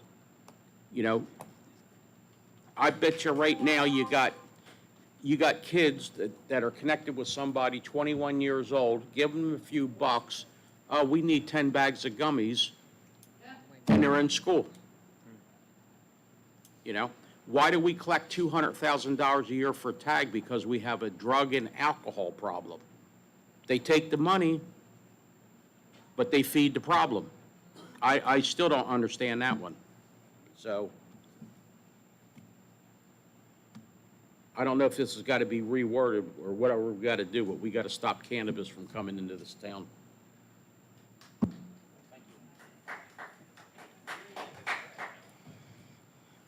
Any further discussion?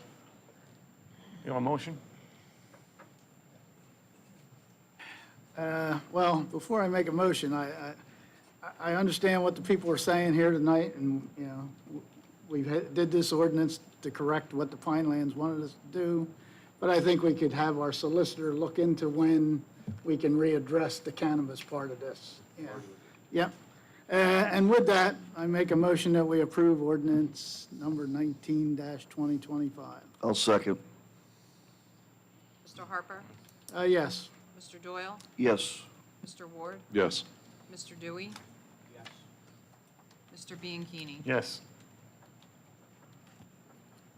Ordinance number 2025, an ordinance amending Chapter 190 entitled Zoning to modify the bulk requirements for properties within the Bobolink development.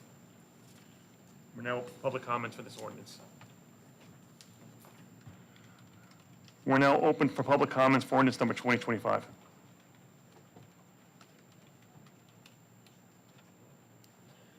Seeing none, gentlemen, discussion? Again, this was another correction we made for the Pinelands, what they wanted us to do in the Bobolink development. That's all I have to say on it. Can we need a motion? Make a motion to approve ordinance 2025. Second? Mr. Ward? Yes. Mr. Harper? Yes. Mr. Dewey?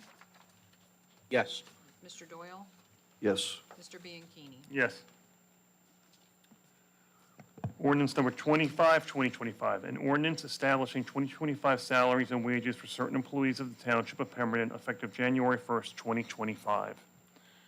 Just as a side note, this ordinance was already approved once, but there was a correction that needed to be made, so that's why it's here again for second reading. Public comments are now open.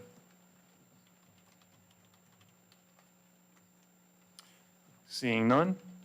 Gentlemen, discussion? Make a motion to approve ordinance number 25-2025. I'll second. Mr. Harper? Yes. Mr. Doyle? Yes. Mr. Ward? Yes. Mr. Dewey? Yes. Mr. Bianchini? Yes. Ordinance number 2025, bond ordinance providing for various 2025 water utility improvements by and in the Township of Pemberton, excuse me, in the County of Burlington, State of New Jersey, appropriating $1,991,980, therefore and authorizing the issuance of $1,892,381 bonds or notes to finance part of the cost thereof. This ordinance is now open for public comments.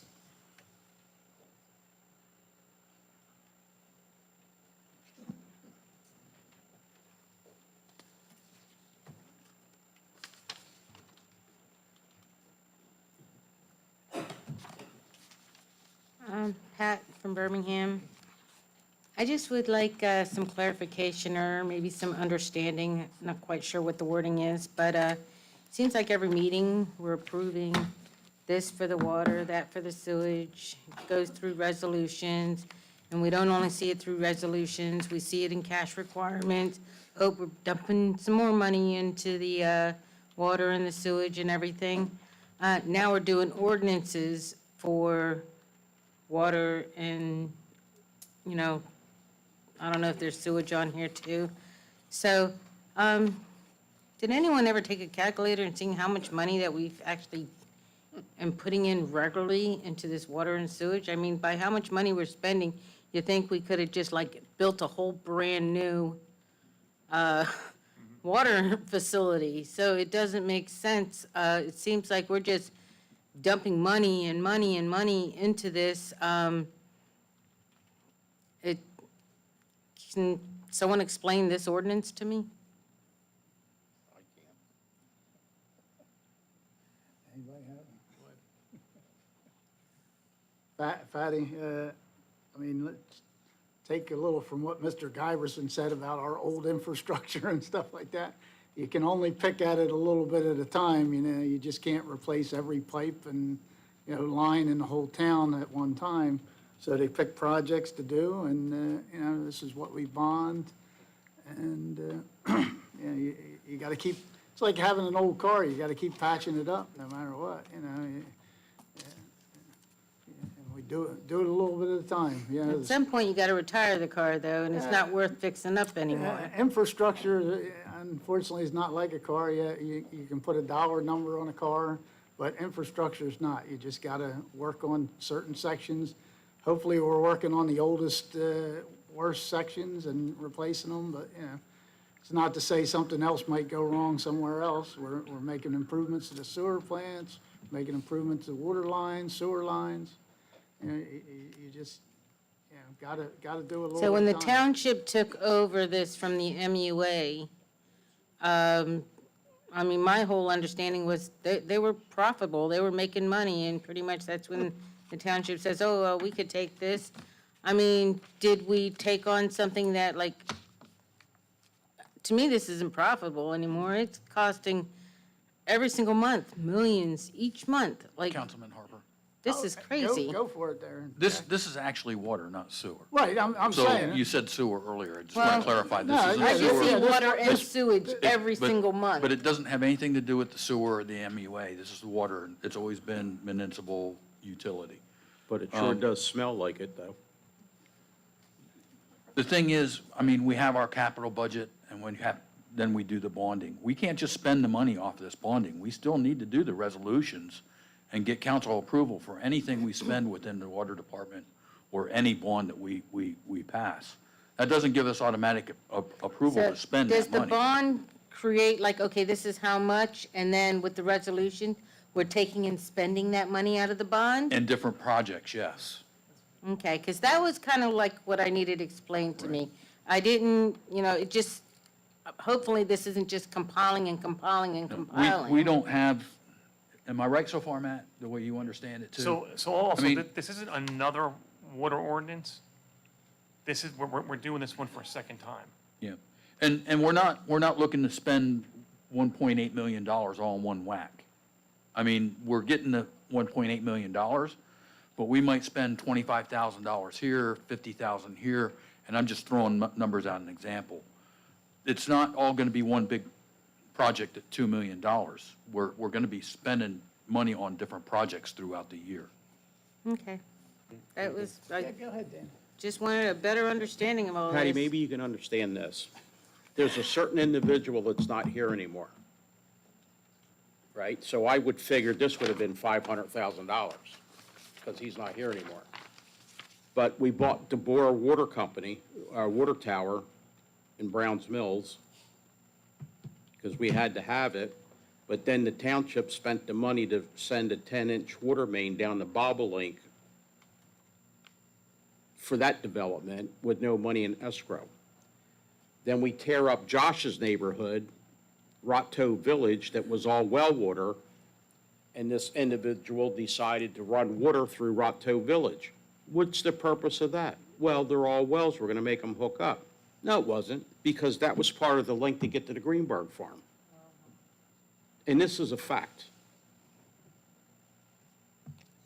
Right? So, the water department last year generated $2 million of revenue when they were $200,000 in the hole. How could that be when you're the only game in town?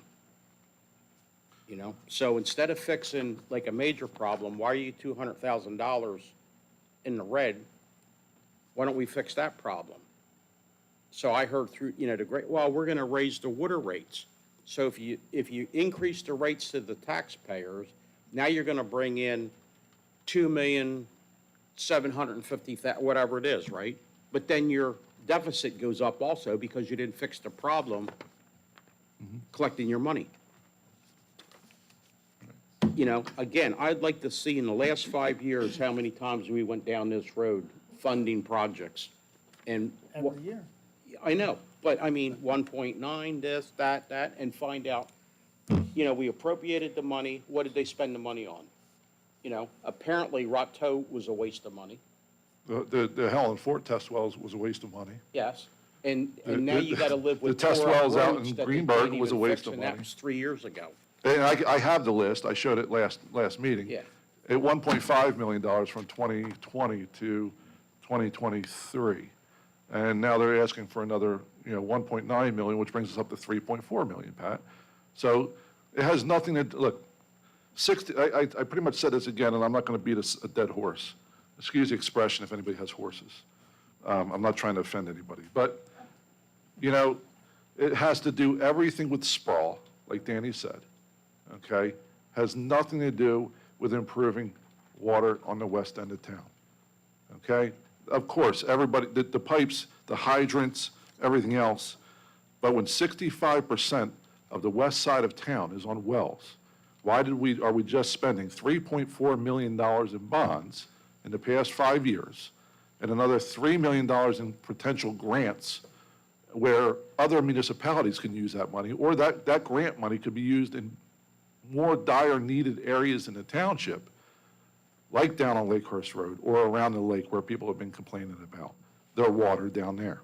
Obviously, we have complaints out in Lake Valley, and we were told that, Mr. Giberson was here with that. Oh, we're gonna clean the water tower, right, and put a valve on the water tower. Now, I'm not a water guy, but it sounded fishy at that point in time. And then we did that, right?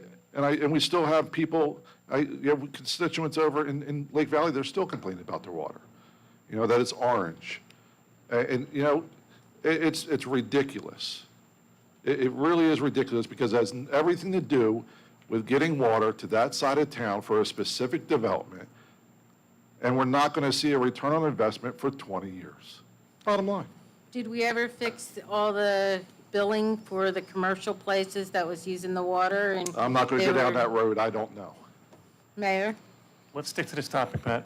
Well, this is all kind of like, It's not. It's a we're that's a making a separate bond topic. for money because we need to dump money in there, but if we were collecting, we may not need the bond to be this high if people were paying what they were supposed to be. Understood. So it really all circles around to one another. But, thank you. Thanks, Pat.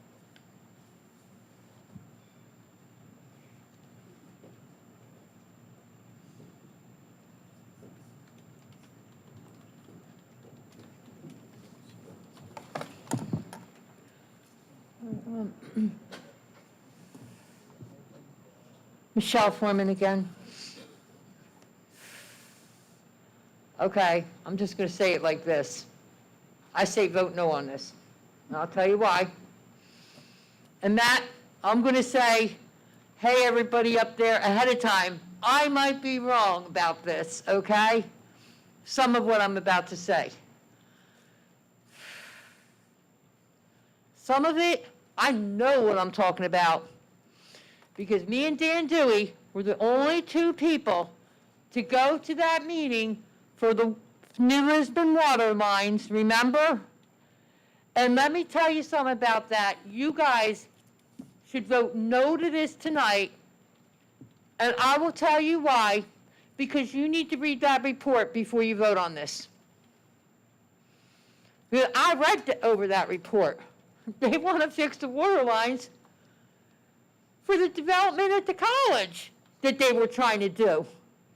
They threw a whole bunch of money into this project, $300,000 for the study, for the New Lisbon water lines. And why is this why isn't this separate? Why aren't we just doing New Lisbon in one ordinance, West Side in one ordinance, well number 8? Why is it all together?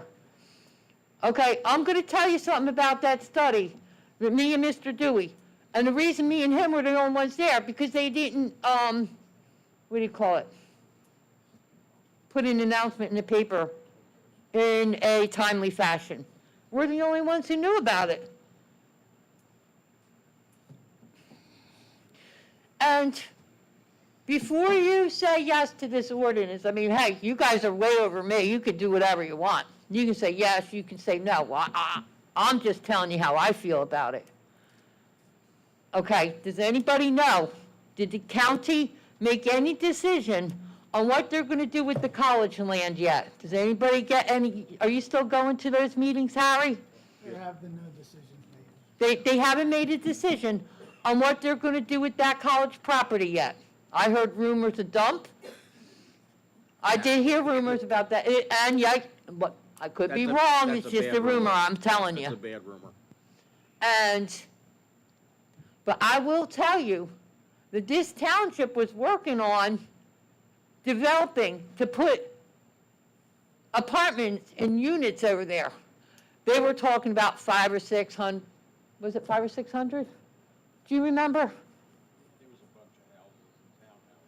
Houses and townhouses over there, which we don't need any more development over there. And we sure as hell don't need to pay for the water for that development over there. The new Lisbon water system, there's only about 20 houses over there. If the businesses need more water, they can build their own well. I'm going to tell you something right now. You can all look at me and say, oh, Michelle's against all development. I'm against a lot of development because there's a lot of problems in this town that need to be addressed before we develop. Okay, I told you, I have to ride my bike. I have to go over to my son's house in Tabernacle to ride my bike because I can't ride my bike here. We have a beautiful place where people should be able to ride their bikes. And we need to tighten up what's going on around here. And Medford Lakes, they have, oh, pick up your dog after your dog. We give you bags because it can cause disease. When I ride my bike in Birmingham, I get halfway to that bridge up to Perry Doyle's house. From that bridge to Perry Doyle's, nothing to have to do with you. I'm just saying. This is getting slightly off topic from No, the this is- ordinance. Michelle, This is- I am Michelle, stick gonna- to the topic of the ordinance. Okay, I am going to say that my point of saying all that is we have other issues to deal with. Yes, this has everything to do with development. Even Dan said, Mr. Dewey said, that they want to fix this up over the west end where Josh lives apparently to benefit Greenberg. That's what they want to do. And that's what Dan Dewey said. Am I correct? Did I hear you correctly? They want to use our tax dollars to fix up these water lines so Greenberg is all, we're paving the way for them. We're paving the way for them and we're making it easy for them. We should be putting up every roadblock we can find. And let me tell you something, I don't want the Greenberg. I was happy with the farm. I don't want that developed. It's too late, but. This has everything to do with all this, okay? The college, when I went to that meeting with Mr. Dewey, and you all need to read that paperwork, I'm telling you, I will look it up personally if anybody will say they will read it. I will print it out for each of you. I don't care. I don't care how many pages I have to print out. It might take me a little minute, but I will get this together for you. These developers who were planning on developing over there, they didn't want to plan 500 or 600 units. They got it for 1,100 units over there at the college. Is that what you all want? 1,100 units developed over there? Michelle, stay on topic, please. This has everything to do with this. Barely, please stay on topic. Okay. The water lines, they want it, I'm going to say what Dan Dewey said. You didn't tell him to stay on topic. They want the lines in New Lisbon for the development that there's paperwork on so they can develop that property over there at taxpayers' expense. And I'm telling you, this is what they want to pass this for. I will get you the paperwork. This is just to invite developers here. I'm not saying it's definitely going to be developers because the county's not telling us what they're doing with that property. But if you want me to stay on topic, I don't hear anybody coming here saying they have problems with their water in New Lisbon. Why do we need to spend all this money over there? There's 25 houses there, and you can say there's more or less. Okay, let me look at my notes to see if there's anything else I need to say about this. I know you all want to go home. But you need to read that report before you all vote on this. I'm requesting that you all table this. Okay, let me just look real quick and see if there's any other questions I have, if you don't mind, because I know there's no exact limit on all this. Okay, okay, here it is. We don't know what they're doing with that college.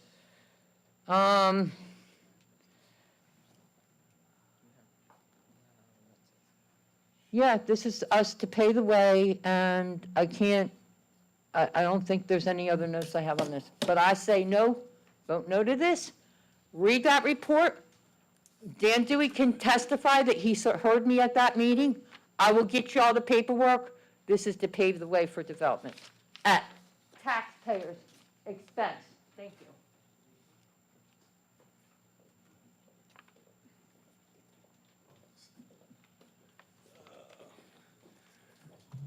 Hard act to follow there. Anyway, Pat Iverson, on see the public comments for Ordinance 26-2025. Once again, let's call it what it is here. You have it down as improvements. We know that's not the case. It's building infrastructure to a development. There may be improvements somewhere along that line, but it's paving the way once again for a development that, once again, I would hate to have anybody doing the arguing for me in a deal, because this is ridiculous.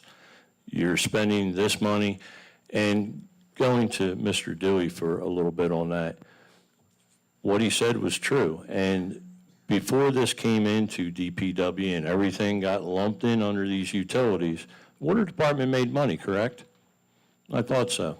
So now all of a sudden, why do we need all these bonding? Now, granted, Mr. Harper, I agree with as well. Infrastructure does need rebuilding at times, but there is no infrastructure here. You're not improving infrastructure, you're adding infrastructure. It never works out. You build from a center out. You never build from an outside in. You don't build a roof on a house, then build the foundation. That's exactly what you're doing here. And the only one that's benefiting is Hovnanian. It's not benefiting this township. It's not benefiting the taxpayers. And I say no on this. And not to jump off subject here, but the mayor had brought up about sewer. This is also going to cause a problem down the line with that. I know it's not in this ordinance, but we signed off on the Greenberg Farm to go in there that we can handle it. Go back to the master plan that we had.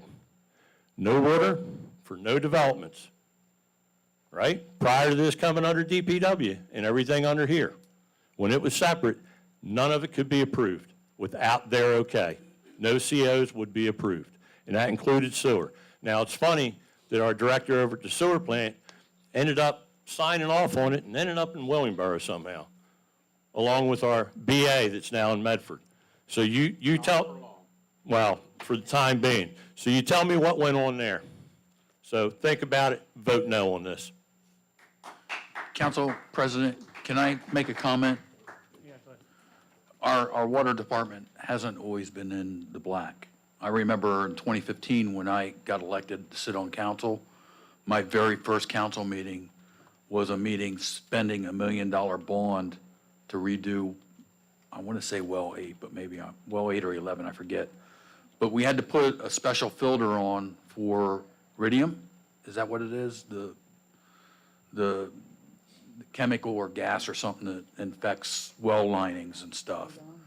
Radon, thank you, Councilman. So we had to put a filter on that well. So we had to get a bond for $1 million to do that. And that was my very first council meeting. I had to do a lot of serious soul searching on that, spending that kind of money first time out the gate. But we're probably still paying on that bond. I mean, so the statement that the water company is always making money, that's kind of misleading, if not outright false. It used to make a lot of money till a certain individual made it a utility. Now, if they want to buy 100 water meters, we got to borrow the money. Joe Fallon, Clubhouse Road. A couple of meetings back, I made a statement which is borne out. We cannot develop ourselves into any kind of profitability. It hasn't happened. if it had happened, we'd already be okay because there's been development through this township.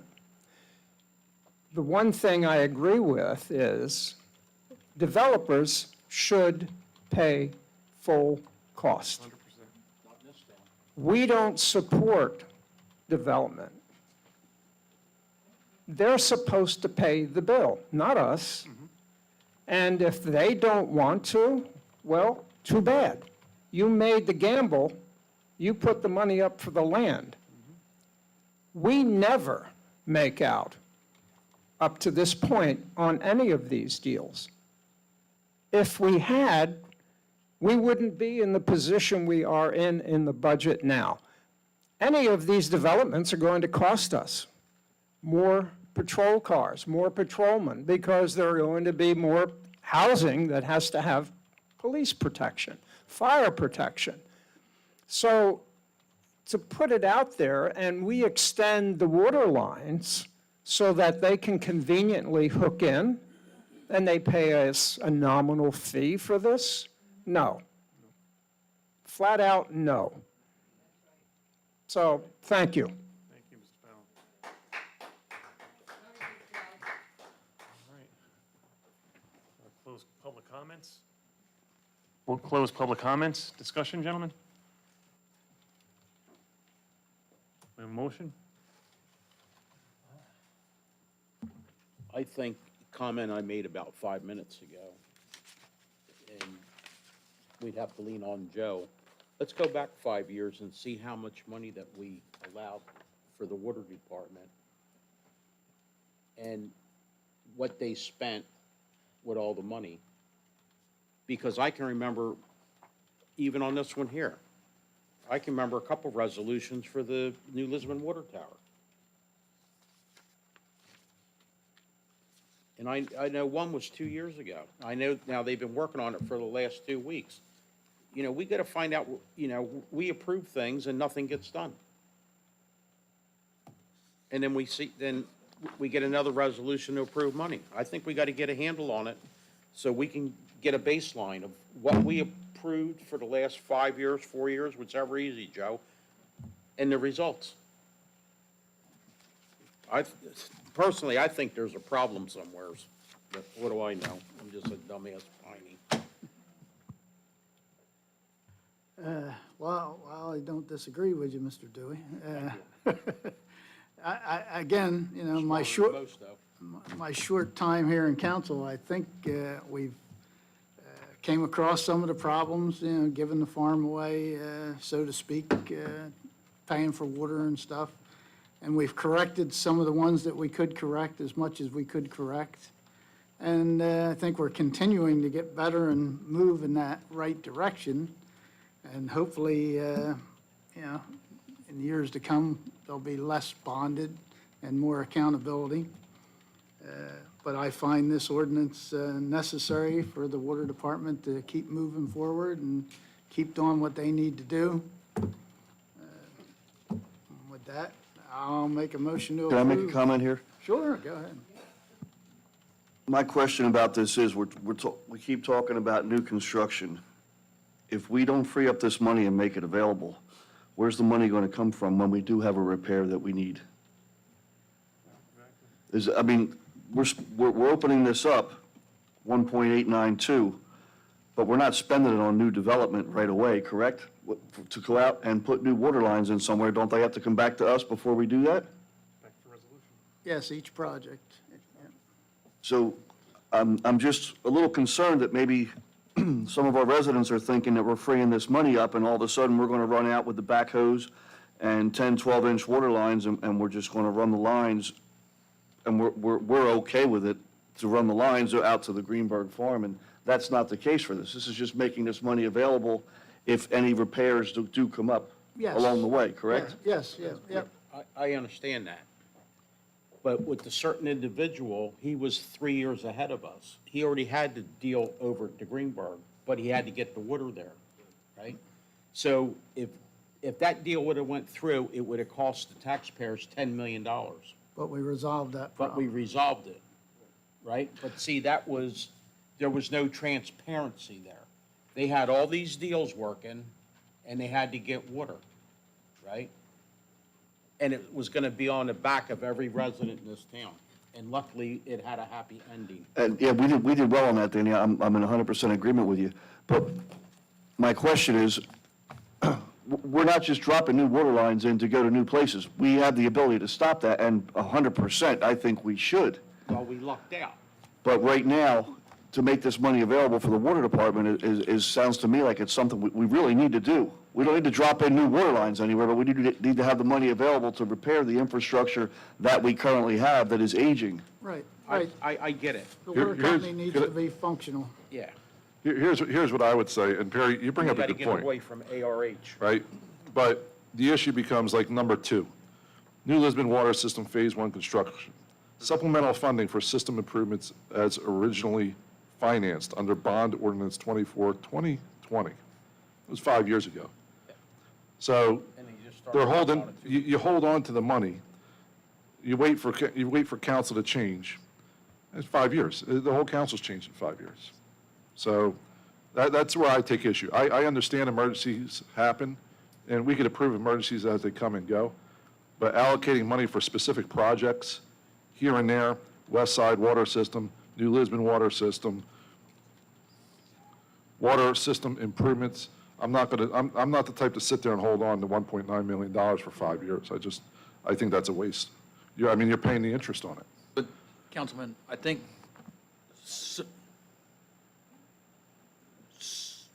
the first phase of the New Lisbon one, I believe we're working on that now. Isn't that rehabbing the well houses and stuff over here where the old prison used to be? Yeah, I believe that part's done, Jack, yeah. Yeah, so, I mean, that's phase 1, so, For whose benefit? well, that's where all the New Lisbon water comes from, I believe. Not all of it. I mean, It's all good. what Mr. Doyle was saying, we got to approve this just for the water company to function. Each individual project's going to come back again to us, and then we can adjust, change, deny, but the water company needs to have this money to go forward and function. Yeah, I mean, it's something that was in the original budget that we all looked at and scrutinized, and,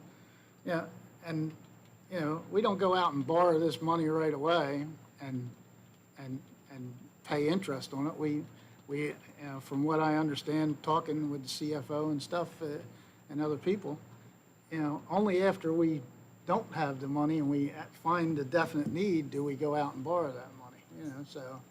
But we need to approve this water project. We got to look beyond, we're not happy with one certain part of it. You're just never going to recover your costs, that's all. Like, the work that they're doing right now on the New Lisbon Tower, how long ago was that bonded for? A couple of years ago. 2020. Well, I believe, Josh, when you and Danny first got, you approved that work to finally happen. So that would be 2023 at the soonest. No, 2020. Is But when, yeah. Okay, and I don't disagree with you, Harry, Yeah, yeah. but that was when we had a plan for the college, like Right. some other people brought up here. Right. Okay? That was the original plan. Everybody was on board for it because we were going to get housing there, and it was going to turn some of it into some park. That all makes sense. You're very sorely, take me from my word, sorely mistaken. That ain't going to happen, folks. They're going to green space that land, and the wetlands encroachment on that land and everything else, you're not going to see that for another 40 years at least. And by that time, we'll have plenty of trees that are thicker than 2-inch trunks that you can't cut down. So we approve the ordinance, and then we pick and choose as they come up to us, or go to Public Works and say, what can you scrub? And my thought was that Mr. Giberson's the one who said it best. There's a difference between improvements and additions. I'm 100% yes for the improvements. We have to have the things improved, but additions, absolutely no. Right, and if we don't have the money to see where it can be better spent, we don't have it. First, we have to approve it, And for anybody else doesn't have any discussions, I'll try this one more time. I make a motion to approve ordinance 26-2025. I'll second. Mr. Harper? Yes. Mr. Doyle? Yes. Mr. Ward? No. Mr. Dewey? No. Mr. Bianchini? Yes. I know it needs to function. You gotta get the paperwork. They piss away more money. Doing that is not helping things. Well, I asked you. Get the spreadsheet, all the money that they spent.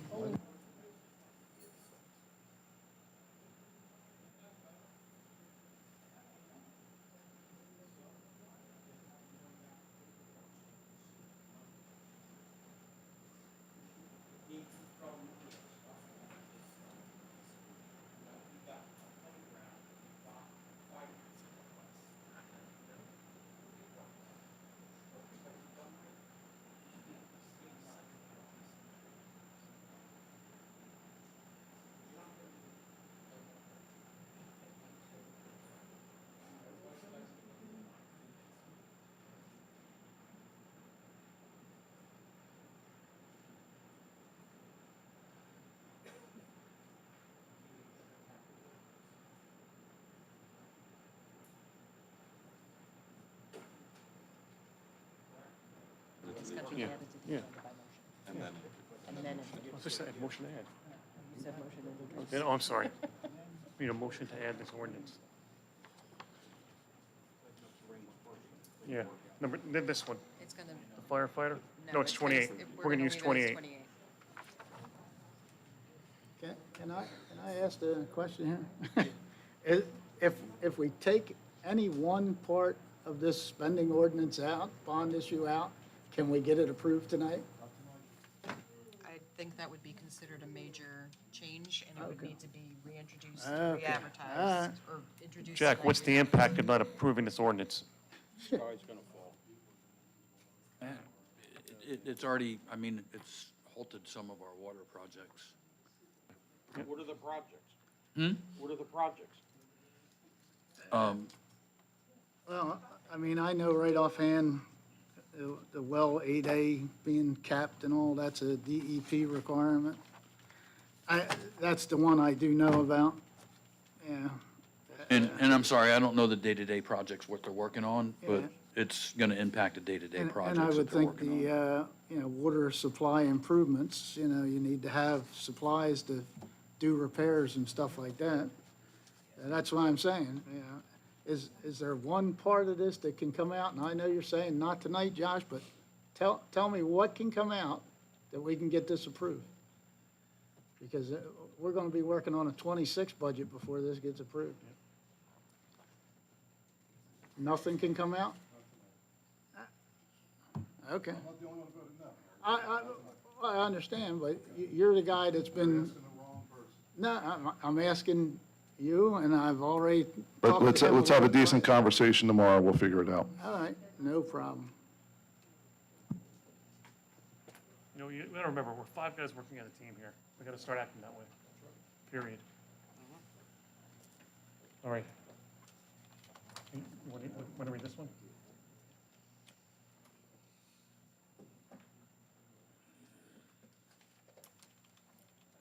All right, I would like to add to the agenda ordinance number, making a motion to add to the agenda ordinance number 28, 2025.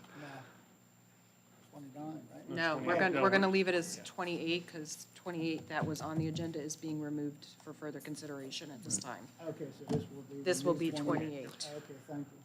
Which is an ordinance of the Township of Pemberton, County of Burlington, State of New Jersey, amending and supplementing Chapter 25 entitled Fire Department to create the new position of per diem firefighters. We have a second? I'll second. Mr. Doyle? Yes. Mr. Ward? Yes. Mr. Dewey? Yes. Mr. Harper? Yes, Mr. Bianchini? Yes. Excuse me. Now we need a motion to introduce. Yes, we do.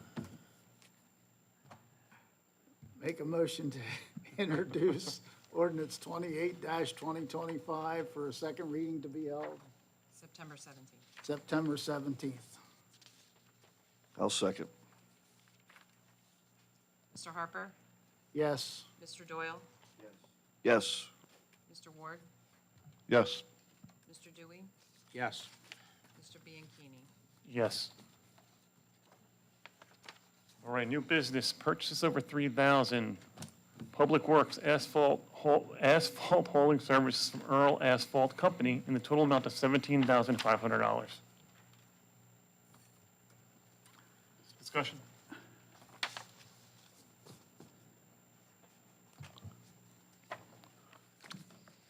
Make a motion, we approve new business. One, A1. I'll second. Mr. Harper? yes. Mr. Ward? Yes. Mr. Doyle? Yes. Mr. Dewey? Sure. Mr. Bianchini? Yes. All right, approval by council required for payment of vouchers on bill list dated 8/28/2025. Discussion, questions? Do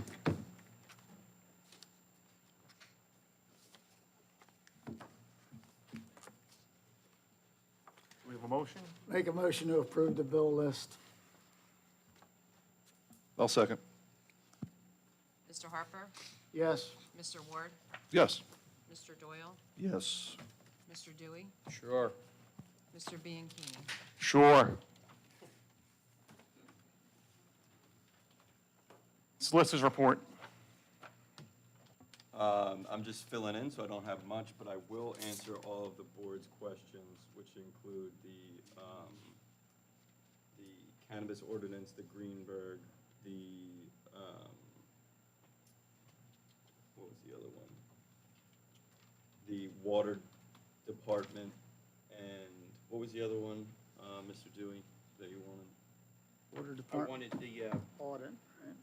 List of all the, on the, Open grants. the Open Yes, grants, and yeah. I'll get the open the grants as date, well. when it was open, what they did, and why wasn't it closed? Yeah, I'll get that started. and in parallel, I'll get with Jack and get a list from CD. Mayor's report. I had something and it slipped my mind, so I don't have anything. All right, council members' comments. Councilman Ward? So first tonight, thank you all for staying out, and always enjoy the back and forth. You know, trying to keep the transparency going and keeping everybody informed as best I can. So thank you very much for coming out, and hope everybody had a great Labor Day weekend. I was working all weekend, so I didn't get a chance to celebrate. I know. And have a great rest of your week, and we'll see you next time. Thank you.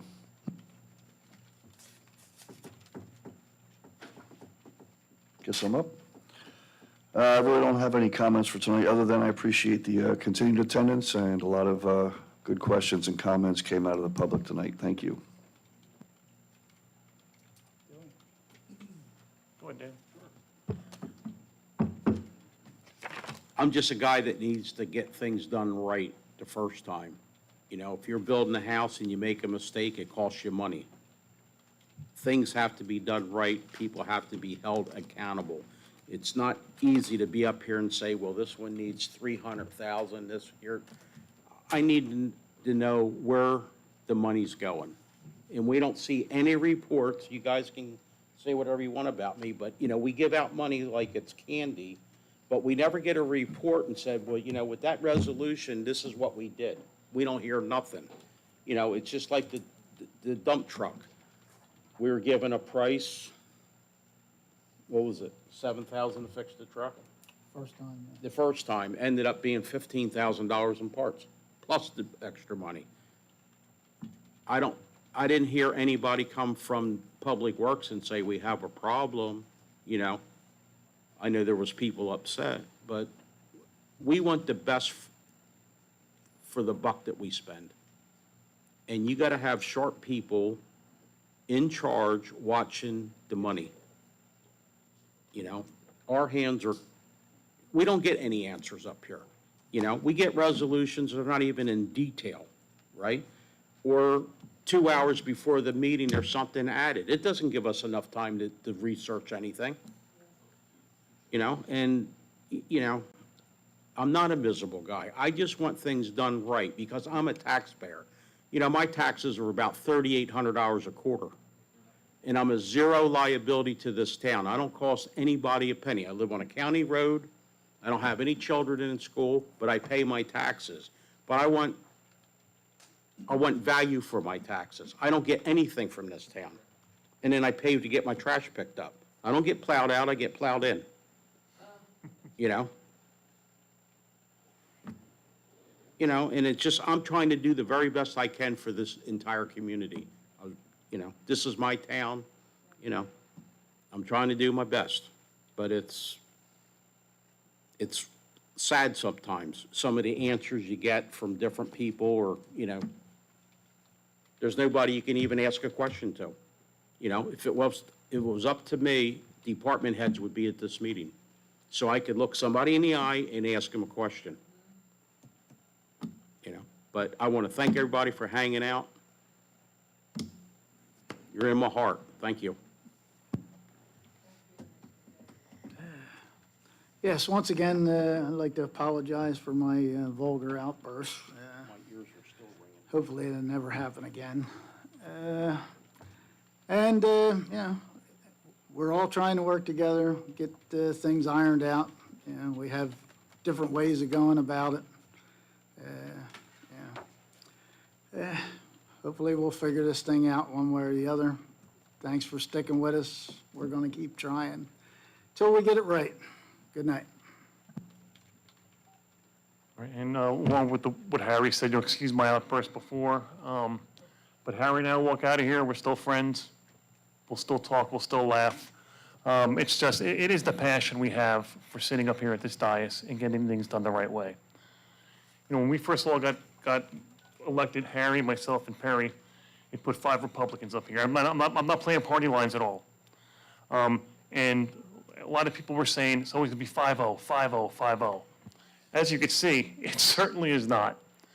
We have differing opinions, differing views, which is good. It's good for the township. We're not operating in a silo. We have discussions, sometimes heated, as was witnessed tonight. But the discussions we have, the outbursts we might have, thoughts you might have about some of us, it's all for the township. Even when somebody's rude and they're on their phone when somebody's talking. But once again, excuse my outburst before. Perry, whose birthday is it tomorrow? Early happy birthday, Mrs. Doyle. Well, listen, thank you, everybody, both in the audience and online. Thank you for dealing with us and dealing with some of our inappropriate and immature behavior. Have a safe night. Enjoy the rest of your week. Thank you. Hey, Matt, Coun- for the Counsel. record, that's why they make chocolate and vanilla ice cream. 'cause Counsel, can I have a everybody minute of likes your chocolate, time? you know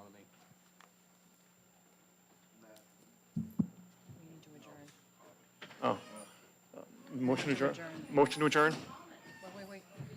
Wait, check. We didn't adjourn yet. Motion. Make a motion to adjourn. Meeting's adjourned. Oh, shit.